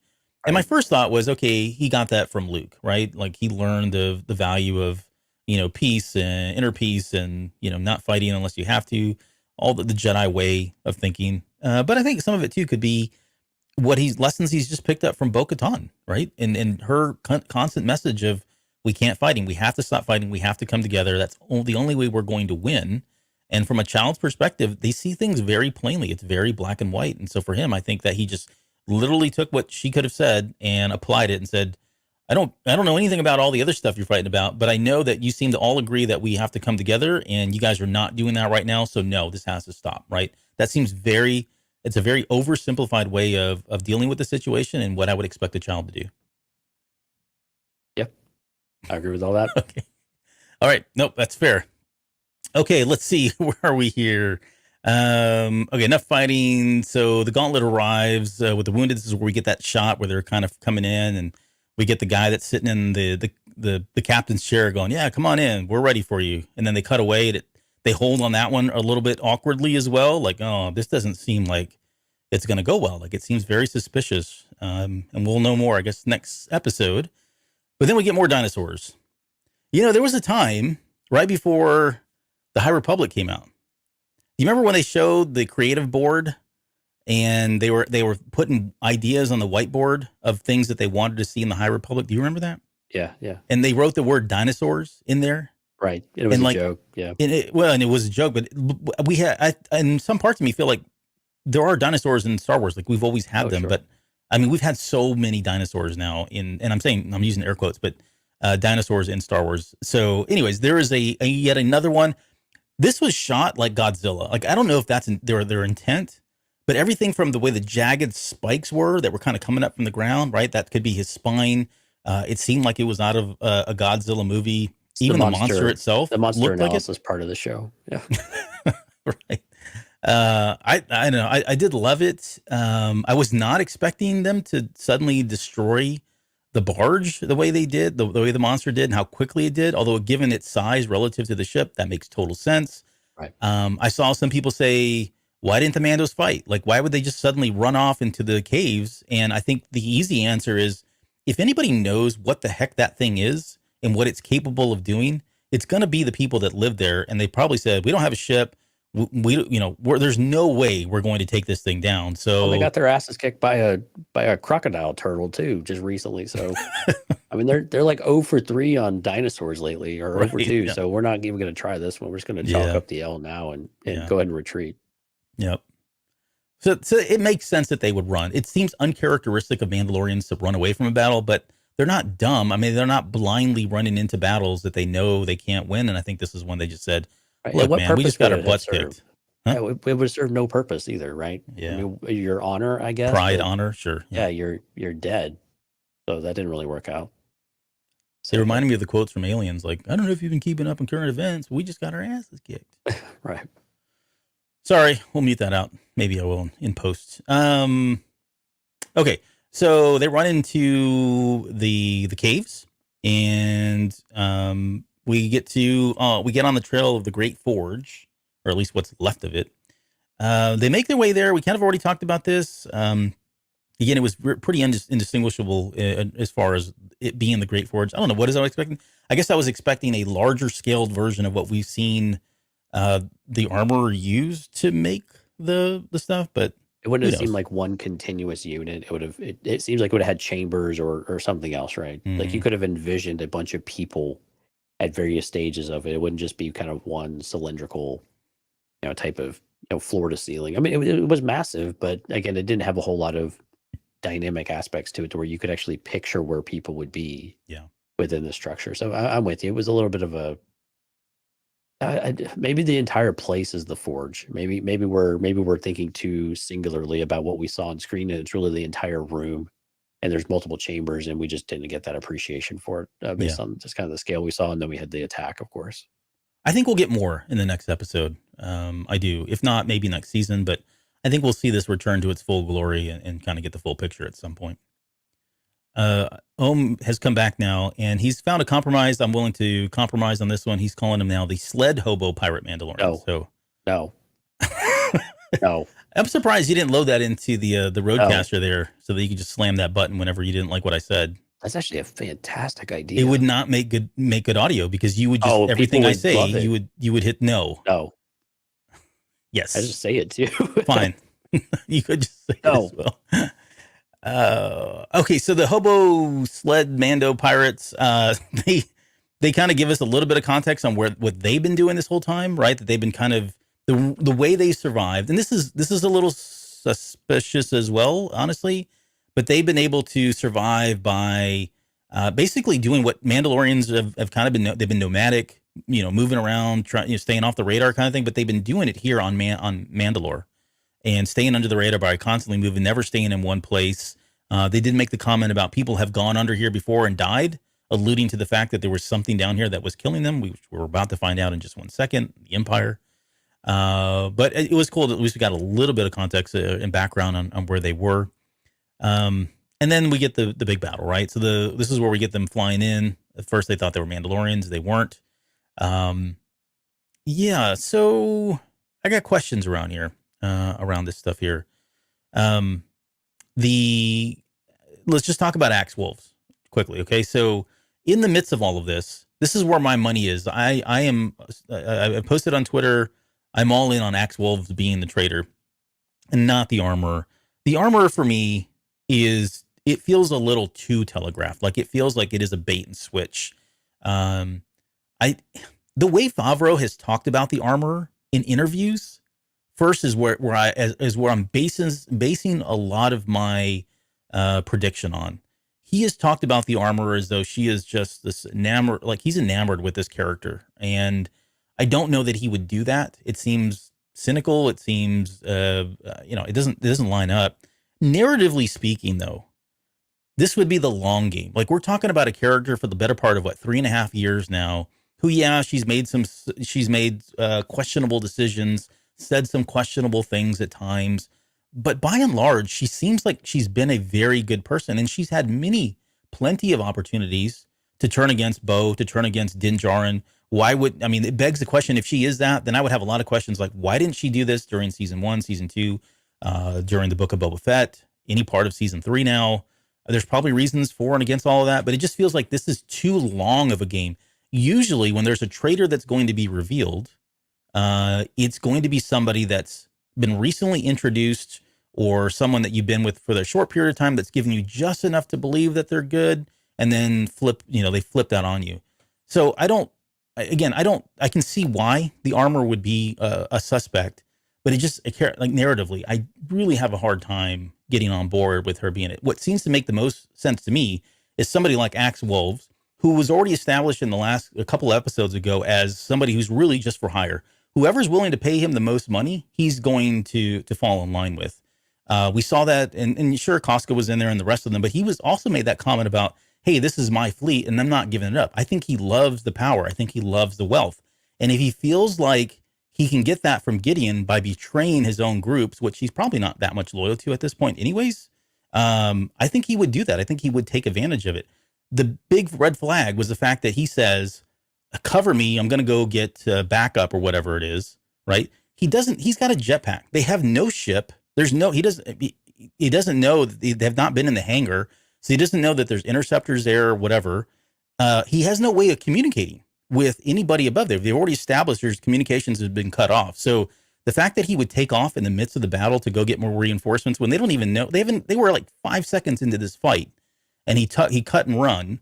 I just don't get what he was trying to do other than get away from that because things were getting hot and he's the traitor. So that's my theory.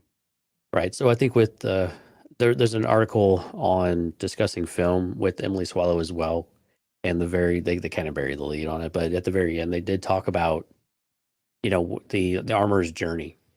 And again, it was a very basic comment, very simple comment, but it did lean towards like where you're going. It just doesn't seem like the way that we continue to hear the actors and the showrunners talk about the character.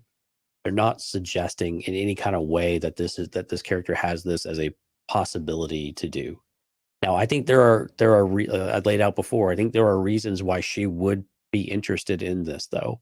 So I'm not willing to take her off the board, the armor, but Axe Woves does seem to come up a little bit. The scene was a little bit different than how you played it out, though, because he had said, "I'm going to go get for help," but Paz is the one that said, "Well, hey, there's a convenient opening up top. I'll cover you. You go ahead and get out, right? Because now they're hold on. Right? So if we're gonna play details, though, Bo-Katan tells him, she says, "You're not going to make it," and he still did it anyways. Right. Yeah. So he could also be the savior, though, right? So he could be the hero. Play devil's advocate. I'm with you. I think it's probably Axe Woves. So Bo says it's too far because it really is. I mean, there's just no way realistically that he would do it. And then again, that's when Paz says, "I'll cover you." Right. Yeah. And so he's got a lot of reasons too, because I'm with you. He likes the power. He liked the control over the fleet. He'd grown quite fond of it, he had said, right? And he also just doesn't respect Bo-Katan at this point. He still has his attitude. He's got this swagger. Now he's always kind of had that swagger, but again, I think he's just like, you know what? I'm tired of being told what to do. I'm tired of Miss Princess over here and her entitlement and that she's the one true heir and everything else. And I don't care. Why do I have to care about any of this stuff? And I've got these zealots over here that are a complete abomination to our way of life, and it probably has a very specific idea of how Mandalorian should be in his own way. Right. Yeah. And feels like he could lead that just as well. So I think, he has as many reasons, if not more than the armor, in order to be the one that would turn them over to Gideon and betray them all. I happen to like the aspect of the armor better just because it would fit the whole zealot, just that way of that structure of saying the only way to really truly make a difference for us as a people is to completely start over at this point. And granted, they had kind of already done that, but now you have this big group and they just continue to pay the price for it. So from that respect, I probably like that avenue a little bit better. But if I were to put money on this, I'd probably put money on Axe Woves being the betrayer here. If you've not had a chance to chime in on who you feel the armor is in the live chat, feel free to do so. I'll try to highlight some of these comments. I've been purposely not picking them up because I was going to come back to them and kind of tag them once we got here. So Miss Sunflower says the armor has been consistently sus since the beginning of the season. She has been real flip floppy with the rules, and that's a good point. She has been. She took we pointed this out. She took a hard turn. Yes. No. Yeah. When she said that, you know what? Take your helmet off. we have to bridge the gap. All of a sudden, it felt it didn't feel right. Accelerated? Yeah, it was abrupt, right? There was just no preamble to it. We didn't get any kind of insight. Now, granted, likely, like we pointed out, there was probably several weeks that had gone by where she had been brewing and stewing and ruminating over the idea of the mythosaur and what that could possibly mean. So that could very well all be completely accurate, and it would make sense to me in some ways that she was like, you know what, I got to get over myself. And some of the interviews that we've heard and some of the discussion, like back in the real world with actors and showrunners, all of that, definitely seemed to suggest that that's what happened. But of course, and that's not spoiler or anything else. It's just these really innocuous, arbitrary interviews that they give you zero to really work with. But but again, it was just so abrupt, though. It was. You can't help but be suspicious of it. Yeah, and we called it out in the sus. We're using that all of a sudden. Yeah. No, come on, dude. That's been going on since the game. It's Among Us. I get it. Among Us, yeah. Yep.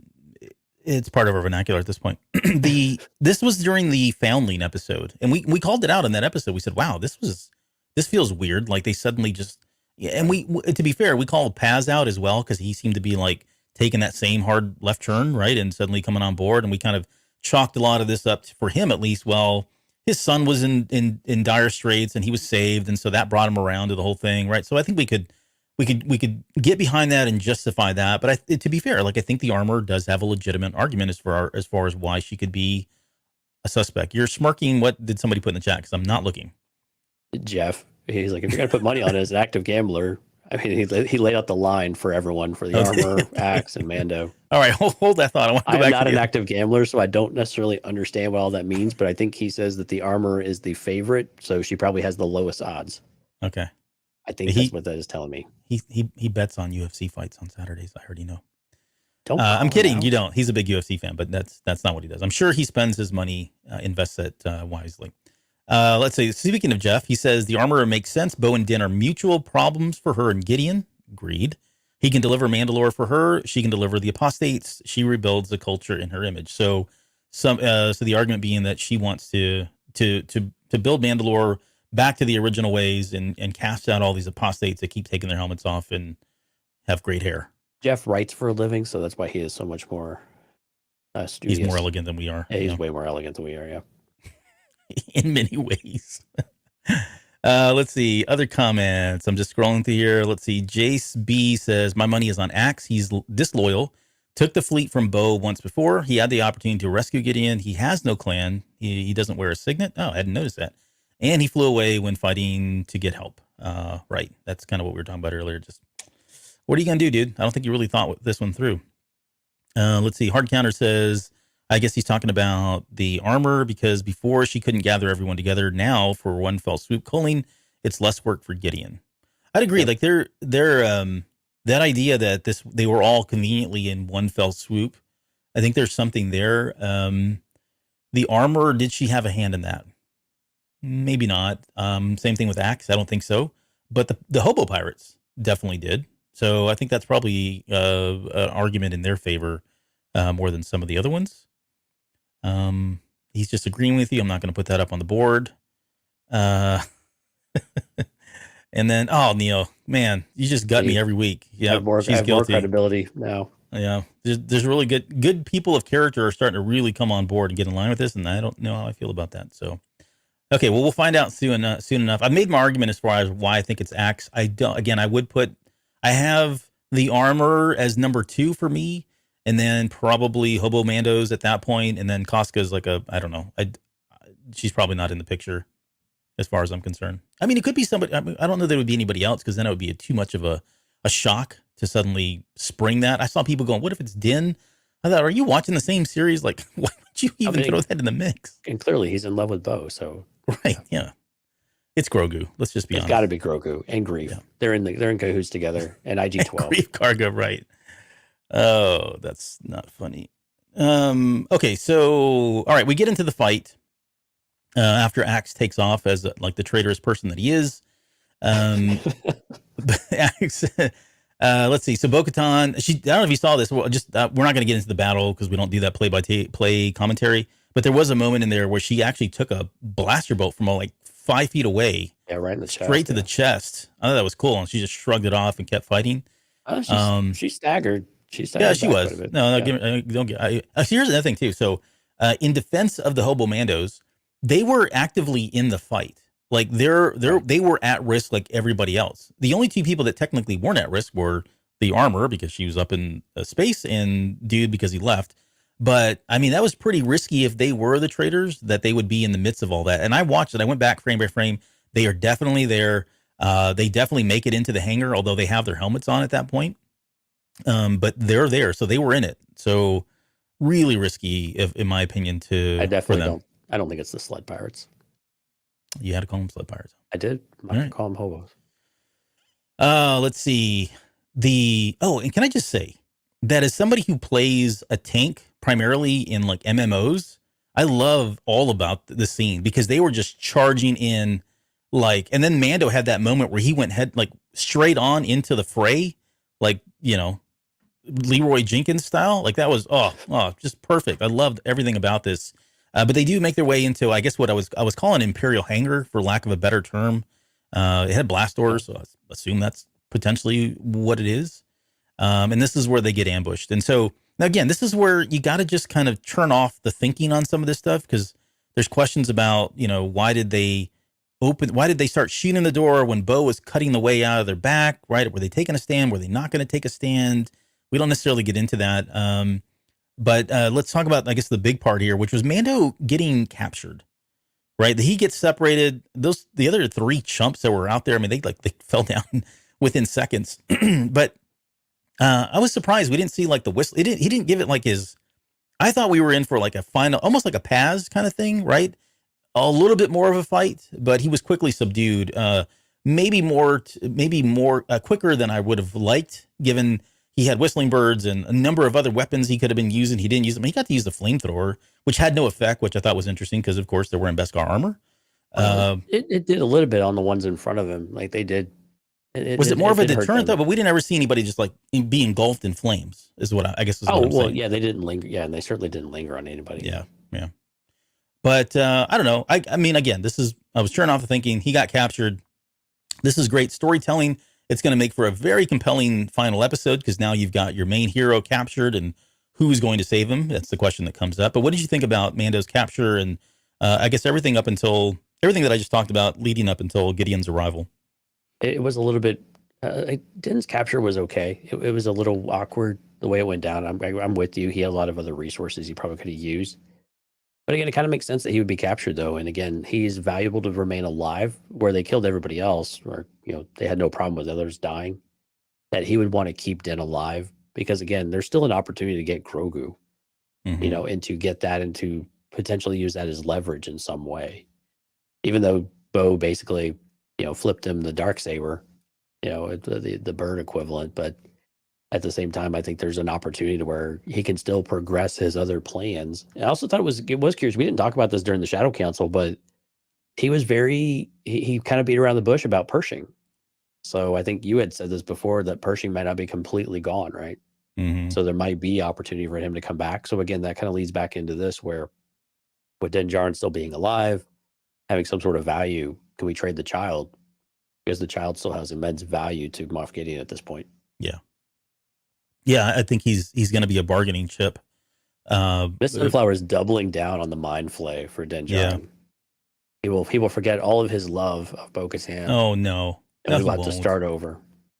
No, he'll forget about Grogu before he forgets about Bo-Katan. I'm just going to put that out there. Hot take. Dumb take is probably more appropriate. So his capture again, it makes for a great season finale. So I totally get that. But so when Gideon shows up, like a lot of the argument too for the armor, right, is the fact that their helmets are similar. If you really look at the helmets though, they're not that similar. It's like a half blend between Stormtrooper and a little bit of Mandalorian, but it's still very much a Stormtrooper design. Yeah, he has channeled that Mandalorian side of it a little bit, but it's a weird kind of blend. It was really hard to make out the details of it actually, though, because it was just so black on black, and then the scene itself was darker, not as dark as some other scenes we've had, but it was very dark. So making out that definition, that detail was a little bit tough at times. But yeah. looking at it, it did have a lot of stormtrooper elements to it. A very Ralph McQuarrie-ish type of, again, just like Design. the white, just like the white Beskar troopers there. Right, but just black. Exactly, and a little bit of a different take on it, kind of like what the Praetorians had. It was a weird blend of all of those together. Mhm. Yeah, Neil's reading my show notes here, but that helmet is more in line with like Death Watch, the Darth Maul kind of look. The horn. The only thing it's a little different is, especially looking at the armor versus Gideon, he's got a standard T visor, right? Right. And the armor has more of this kind of like, I don't know, Roman Empire guard kind of look. It's kind of like Bo-Katan's with more of a rounded eye. Right. All of this is still in the same. I mean, this is all still within the same family of helmets and that sort of thing for Mandalorian. So it's not uncommon to see something like that. But I just don't know that because both have horns. That is a dead giveaway that she's been, an undercover agent for this whole time. Although that was the argument originally when we first saw her, season 1, when she first came out, everybody was questioning, oh my gosh, she's got to be traitorous, and she's probably loyal to Darth Maul because of the helmet. And I guess it's fair to use that. To maybe explore that just a teeny bit. Is the armor the only? Presumably, the Empire can forge armor from Beskar, right? I mean, They found a way. We don't believe that the Mandalorians are the only ones who can forge anything from Beskar, do we? Ooh, I don't know. That's a good question, and I think that would work in the favor of the armor. Although she wouldn't be doing that on the side, like a side gig. Right. That's a really good question. I don't know. I hadn't thought about it. How at one point, and so again, to lean back that is she potentially the traitor? That would lean back that she was the one who showed them at one point how to manipulate Beskar. Maybe she didn't give them all the secrets, or maybe they're just doing this alloy thing on their own. This this impure version of it. But it would be interesting though if that would be one angle of it. If Mandalorians really are supposed to be the only ones who know how to do it. Now the Empire has had the resources and the technology and everything else to be able to figure it out, I would presume. To me, it would almost make less sense if they didn't figure it out or didn't know, or if it wasn't important to them to figure it out to where they could do it themselves. But it's just an interesting question of would they have needed help at some point, or even maybe not currently, but at some point needed help from the armor or someone like her to be able to do it. I think, and I'm oversimplifying this, and they probably will come up with a Star Wars reason or explanation, but to make the armor that these Beskar troopers have, I think all you need to do is have a lot of heat to melt the thing, and then you need a mold, right?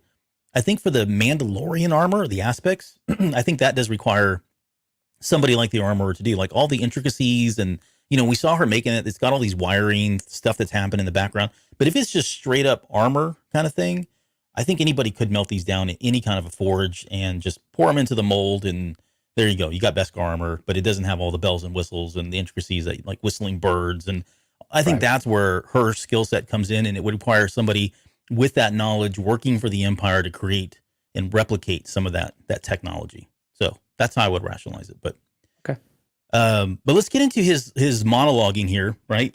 He gets into this monologue about he's talking about these are the new Dark Troopers. Mandalore will live in me, and he's showing off his new armor, that sort of thing. I'm trying to get him. He talks about how the armor's been forged by Beskar alloy. He says it's that me is the missing piece of it. Okay. And then he goes into this whole thing about it's the best of all three worlds, right? He's working on the best of all three worlds. Clones and cloning technology, the Jedi and the Mandalorians. The Mandalorians, I think we see that component. It's the armor, it's the Beskar, okay? Yeah. The Jedi piece, I think he's speaking to the stuff that was going on with Grogu, right? Either the midichlorians trying to create force sensitive beings, whatever it is, somehow that element of the force, I think, is what he was trying to get. And I think he's still trying to work towards that, which is why Pershing is probably still working for him, but now maybe in a weird capacity or vegetative state, or, I don't know, a zombie of some sort.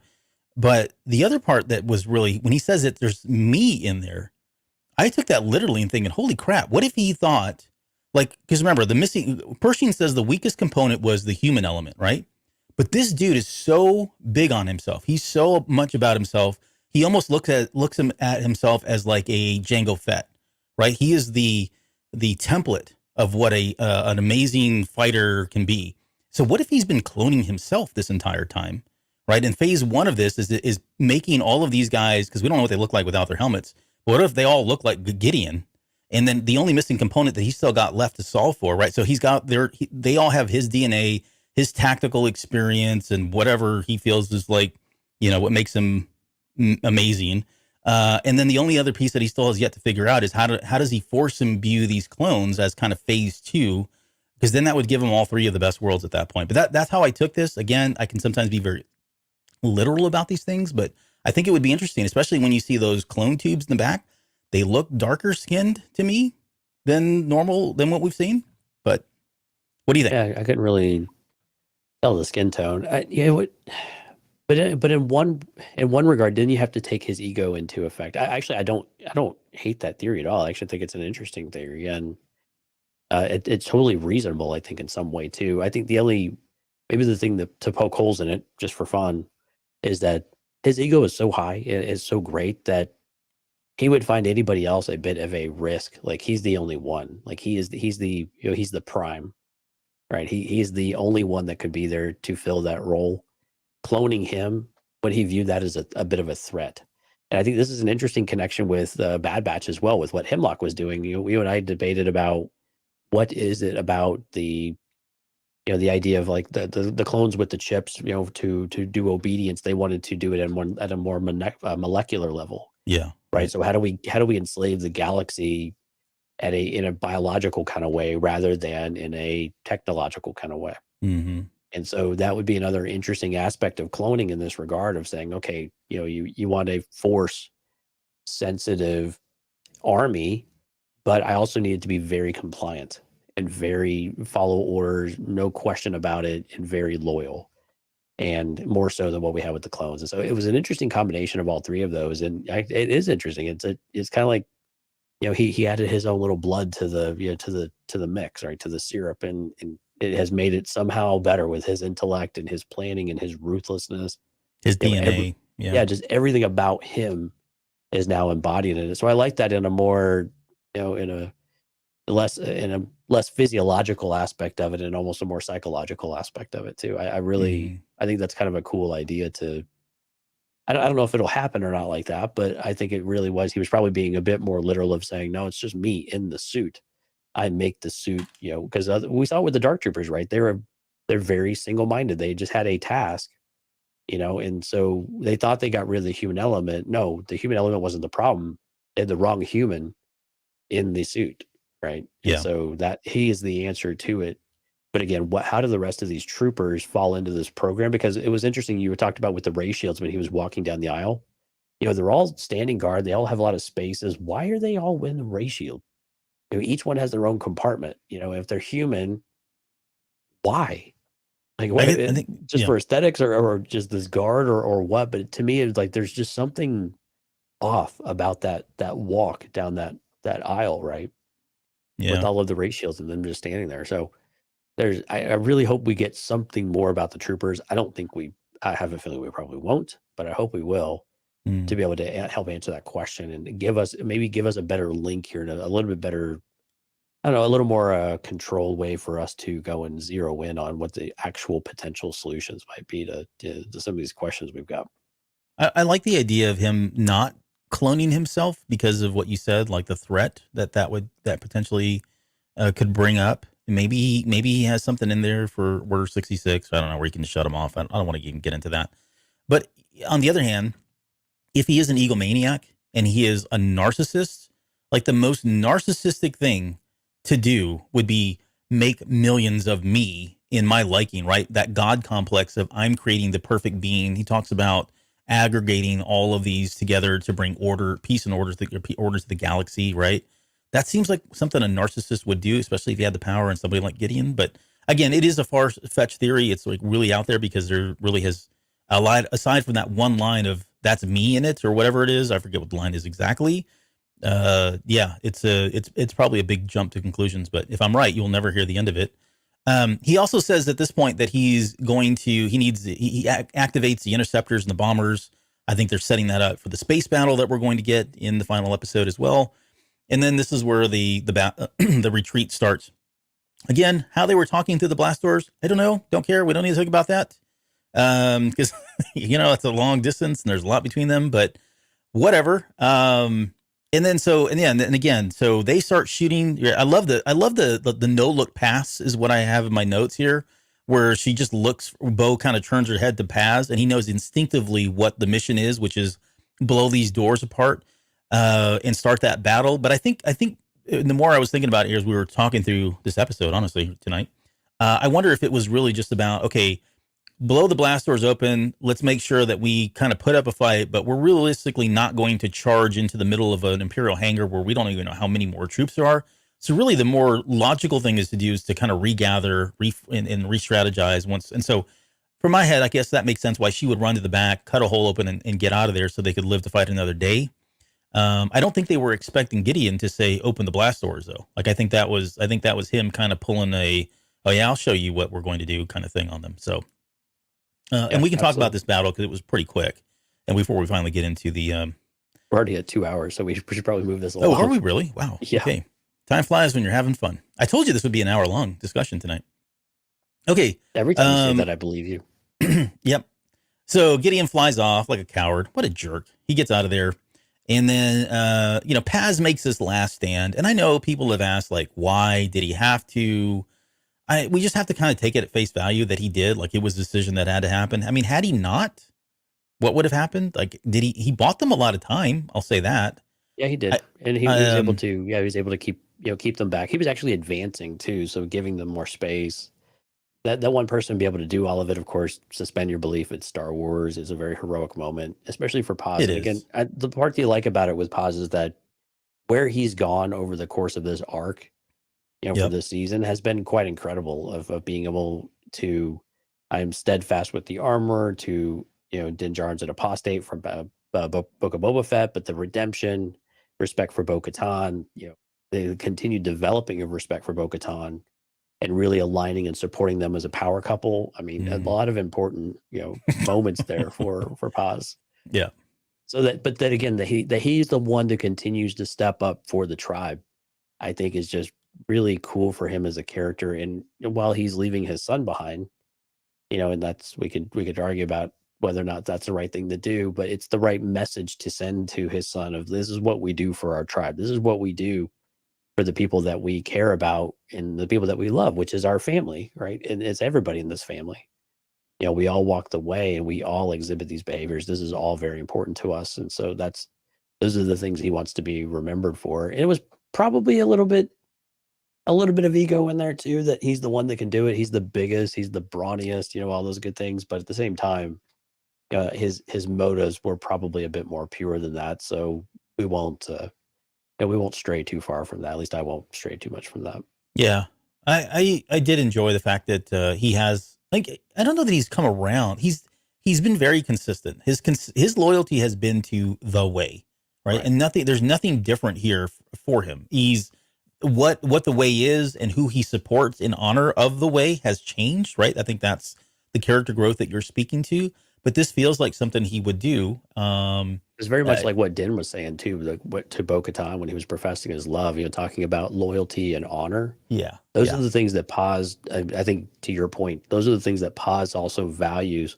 Because even when he was challenging, but like in the last episode where they removed their helmet, and it's like, so what, and I think that's where he is starting to get, when he looks over at Din for approval. That's exactly, I think, the moment that you're talking about here. Those are the things that I think we look back to and say that those are the things that he values: honor, loyalty, doing the right thing, following the way, taking care of the covert, taking care of the kids, care of the family. Yeah. Coming back, trying again. I mean, all of those things, those are what are important to Paz, and they all lead up to that moment. Yep. There's a trope of the hero's sacrifice, which is what this was essentially. I don't know if our third member of the show is still awake. She's usually in bed by now or turns into a pumpkin. I haven't seen Lauren on, but she texted and said that it was the Boromir scene, right? So calling back to Lord of the Rings once again. And this happens in all of fiction forever, right? There's somebody who kind of takes that last stand and you hope that he goes down with a quote, a warrior's death.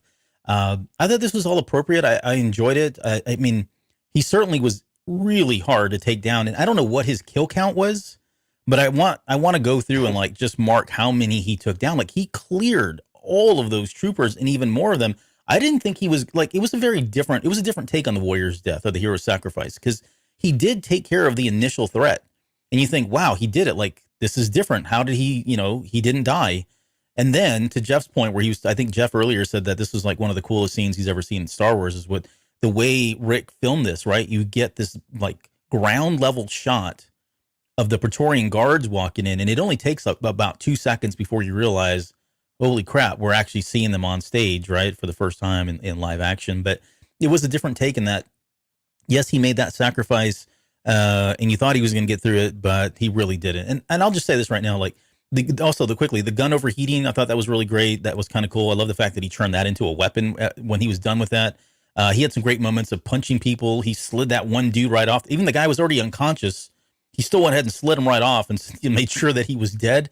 So he did a lot of cool things that you would expect somebody like him to do. And yeah, there were times when he was just literally turned around talking, and I guess he's taking shots and all that or whatever. But either way, I will say that I don't think Paz is alive. Like, I think he's dead. Like, I know people have said, well, and even in the chat right now, that maybe he's going to help Din, all that stuff. He's dead. Like, I think they made it pretty clear that he did sacrifice himself. He did die.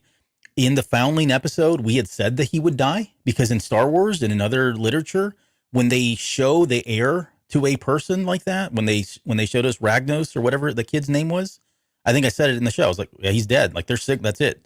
He's not going to live now. Yeah, Ragnar. Ragnar, thank you. I don't know. They didn't kill Indiana Jones. That's a little different. I'm saying, like, this is a minor, not tier. Well, it's a tier 1 character. Stop it. Okay. But just don't take this away from me. But yeah, I think all the signs were there that he was going to pass. I did enjoy the way he passed. And what a great way to go. I mean, you have the Praetorian guards show up. I love the fact that they had, like I said earlier, the purple blades rather than like the really red blades. The armor looked like an earlier version of them. I'm assuming that's Beskar armor as well, right? Which would be cool, because that explains. Well, no, hold on. Yeah, they were able to puncture that armor in Rise of Skywalker. So maybe not Beskar. Maybe not Beskar. No, well, Beskar alloy though, and so I think it is Beskar alloy. Jedi, sorry. So it is difficult to get through it, but you still can. Just like in the Mandalorian in end of season 2 when Luke Skywalker comes through, right? So he's still cutting through it, but it's not like butter all the way through it, right? There's still some amount of resistance. Yeah. Yeah, and so I think it is Beskar alloy, so I think it is tougher than just regular. It's not going to just slice right through it. Yeah. And again, I think the weapons, we had someone in the chat that was asking if whether or not it pierced the armor. I viewed this as they were going in through the soft spot. They did. Through the joints, yeah. I went through almost a frame by frame just to make sure, and they were like strategically attacking the weak points in between the plates of armor. And that's why he lived a little bit longer than you would expect, because he took a number of those, right? But they were all in these joint positions and stuff. It wasn't until the very end. In the neck. Yeah, that was the kind of the kill shot there. There was a moment too where they had kind of stuck him on the side a little bit, not like in anything kind of lethal. And then he went and did that thing where he kind of pulled himself closer and then grabbed the throat of one of the Praetorian guards. I thought he was going to do something to that guy, like crush his neck or at least take one of them out. But there's just something cool about those Praetorian guards and just kind of like their gait. Like they walk in like death and they walk out very still, like no big deal. We did our job and we're going on break now kind of thing. So right. All of that aesthetically was really good. And then the way they just end the episode there, like, they cut to the more subtle music where it's the flute going on in the background or whatever. And you're just kind of left thinking like, wow, what the heck's going to happen now? But yeah. Yeah. I mean, great scene. I'm with you. I think Paz is definitely dead. I think it would mean it would lose all of its impact if he was alive. But again, I think they made a very clear point that he is gone. They finished the job. They just left the body behind. Yep. I'm just throwing up some of the comments here. We're going to roll on here. I think we covered the question of who were the spies. I don't know that I have anything else to add in terms pro or for or against any of the suspects or not till Sunday at least. Tune in Sunday to our part 2.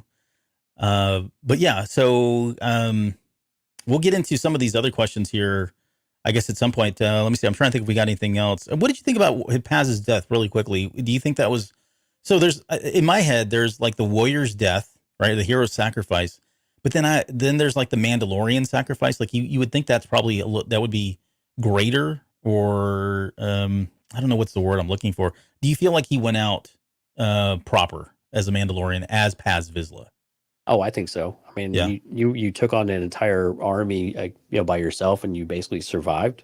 Mm-hmm. And then it took three of the, presumably the most lethal protectorates that the Empire has at their disposal, and it took three of them to take you down. Yeah, Yeah. I'm gonna go on the limb and say that you died your warrior's death, and it was worthy of having your name sung in song and all that good stuff. Yeah. Right. And what do you think is happening to Din at this point? That's a really good question. I don't know. I honestly don't know. I mean, hold him capture. I mean, what would they do with him? I mean, he doesn't I really think it's have a a whole lot bargaining. of, yeah, I think that's what it is, right? I think Gideon will turn that around and be, I want Grogu. Mm-hmm. I was trying to think of something else besides what I already had said, I guess. And so, but I still think it's more for Grogu. But again, he has, just like with Grogu, he had no intention of ever letting him go. And I don't think he has any intention of leaving Din Djarin alive. Ideally, you get Grogu, you kill him in front of Bo-Katan, and she falls apart, then you kill her too. Right? I mean, that's Gideon's probably plan in a nutshell of, okay, well, how do I take all these guys out all at once? All right, cool. I've got one of the pieces right in front of me. People go crazy. I gotta negate that little force tool over there and make sure that doesn't work. So make sure Grogu is somehow subdued. And then we'll take these out one by one. You're on mute. I feel like it is going to be kind of a bargaining chip for whatever he wants. It could be Grogu. He could say, hey, keep the child. I don't want the child. All I want is the Darksaber. Give me the Darksaber and you can have your dude back. But why would he want the Darksaber but not Grogu? Like, that's all he wants. Well, he wants both. I'm just trying to understand what importance does the Darksaber have to Moff Gideon? Yeah. I think it just fits into this whole idea that he's kind of like this Mandalorian 2.0, created in his own image. He seemed to be all about it in season 2. Right. It seems like all he wants now, like he's not even asked for Grogu. He was all about Grogu in season 1, but now he seems to be obsessed. And then the first thing he tells Bo-Katan is not, hey, there's Grogu, give me back that child. He says, no, give me back my Darksaber, right? Right. So, I mean, I don't know. I mean, I think, it's just part of the aesthetic. It's part of his narcissistic ways or whatever. I mean, maybe to him that does represent some kind of a leadership token or whatever. But I think having the Darksaber definitely takes that away from the Mandalorians and deflates them. It eliminates their source of power and, I don't know, just organization and their sense of leadership, like you were saying. I mean, it could take away. He feels like it could deflate them and just completely demoralize them if they see it again. You are giving me the weapon of your people in yet another surrender. And let me tell you a story about the first time this happened and how it was a lot like this. It just rubbed salt in the wound a bit. And so I maybe that's what it is, but he seems to be very eager to get it. So I just don't know if there's something more about it besides just being obsessed, or if he really just view this as, if I take this away, this definitely just beats the Mandalorians. And it's just about winning against the Mandalorians specifically. Yep. All right. Well, we've got more to discuss on this. We're not done. We're not going to do it tonight. So hold on, time out. We're not going to do it tonight. Just don't want anybody to get scared here. But Sunday is our Patreon episode. Because it is our 500th episode, we are going to release that to the public. So you can tune into the live stream. We'd love to have you here. We're going to get into a lot of speculation. There's a lot of questions. I'll go over quickly on some of them in just a second. But it is a Patreon episode. We are going to release it publicly. So if you don't catch the live recording, and that'll be out either Monday or Tuesday of next week at some point, just before the final episode, hopefully, because that would be really dumb. But so we got that coming. But just on tap, and this is not all of them. We have a lot more questions, but the questions that we're going to be talking about is, will Din remove his helmet? Are we going to see the mythosaur? And we'll get into more details about these, right? It's just like yes or no kind of thing. The space battle. Who's going to lead the space battle? Like, it feels like we're being set up for one, and yet all the leadership is down here except for the armorer. So that's in favor of why she's not the spy, but could be wrong. Will take all of them out from his jetpack. Fly up there and rescue everybody. Who's going to lead the ground battle? What's happening to Bo-Katan? What's going to happen to Din? Let's see. What else did I have in here? Let's see. Oh, will we see Thrawn? I think is a question too that I want to ask and kind of dig into, because they've already signaled him, right? We saw them in the Star Wars Celebration trailer for Ahsoka. So could we see him now? My answer is no. What's the what's that post-credit trailer or the post-credit scene type of thing, right? Yeah. Will the heroes suffer more losses? Probably. And if so, who's that going to be? Lauren, cover your ears. Hopefully Lauren's not listening. She's like really upset about Paz dying, honestly. So yeah, and will the Forge get fired up? Anyways, I got a lot of other questions here. We'll get into all that theory, speculation about the final episode. So come back on Sunday to join us here 9 p.m. Central for that show. But before we get out of here, I'm sure you have some shout outs. Yeah, so again, thanks everyone for coming out on the live stream. Gary, Dale, Sky, Alex, Lauren, Amanda, Jeff, Miss Sunflower, Qui-Gon J, Music Train, Katya, David, Ohm, Beacom, Halliday, Jace, Hardcountered, and Neil Sega. If I missed anyone, my sincerest apologies, not intentional, but appreciate y'all coming out. CantinaCast.com/YouTube if you're listening to the show and you'd like to come out and pay us a visit Thursdays and Sundays. And again, we'll be back on Sunday at 9 p.m. Central. Well, that was short and sweet. Okay. Let's see. What else do we got? Anything else before we get out of here? Listener Q&A. So with the celebration behind us, again, the last episode of The Mandalorian here, we'll get to the finale as well. CantinaCast.com/question.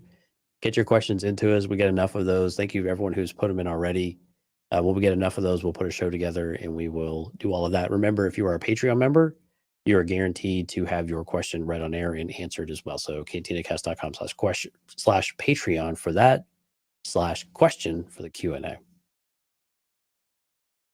And that's it. You're still on mute. I'm coming off mute. I got to edit this. So I'm fine. I can be on mute all day. It's just more work for me. So, okay, well, we'll leave it there. And again, please join us on Sunday, because that is going to be a very fun show, especially given where we are at the end of this episode. There's so much to discuss, so much speculation. And yeah, we're going to do our best to kind of be reckless about that. So should be fun. You thought this one was going to be long? Wait till Sunday. Wait till Sunday. Okay, until then, see ya.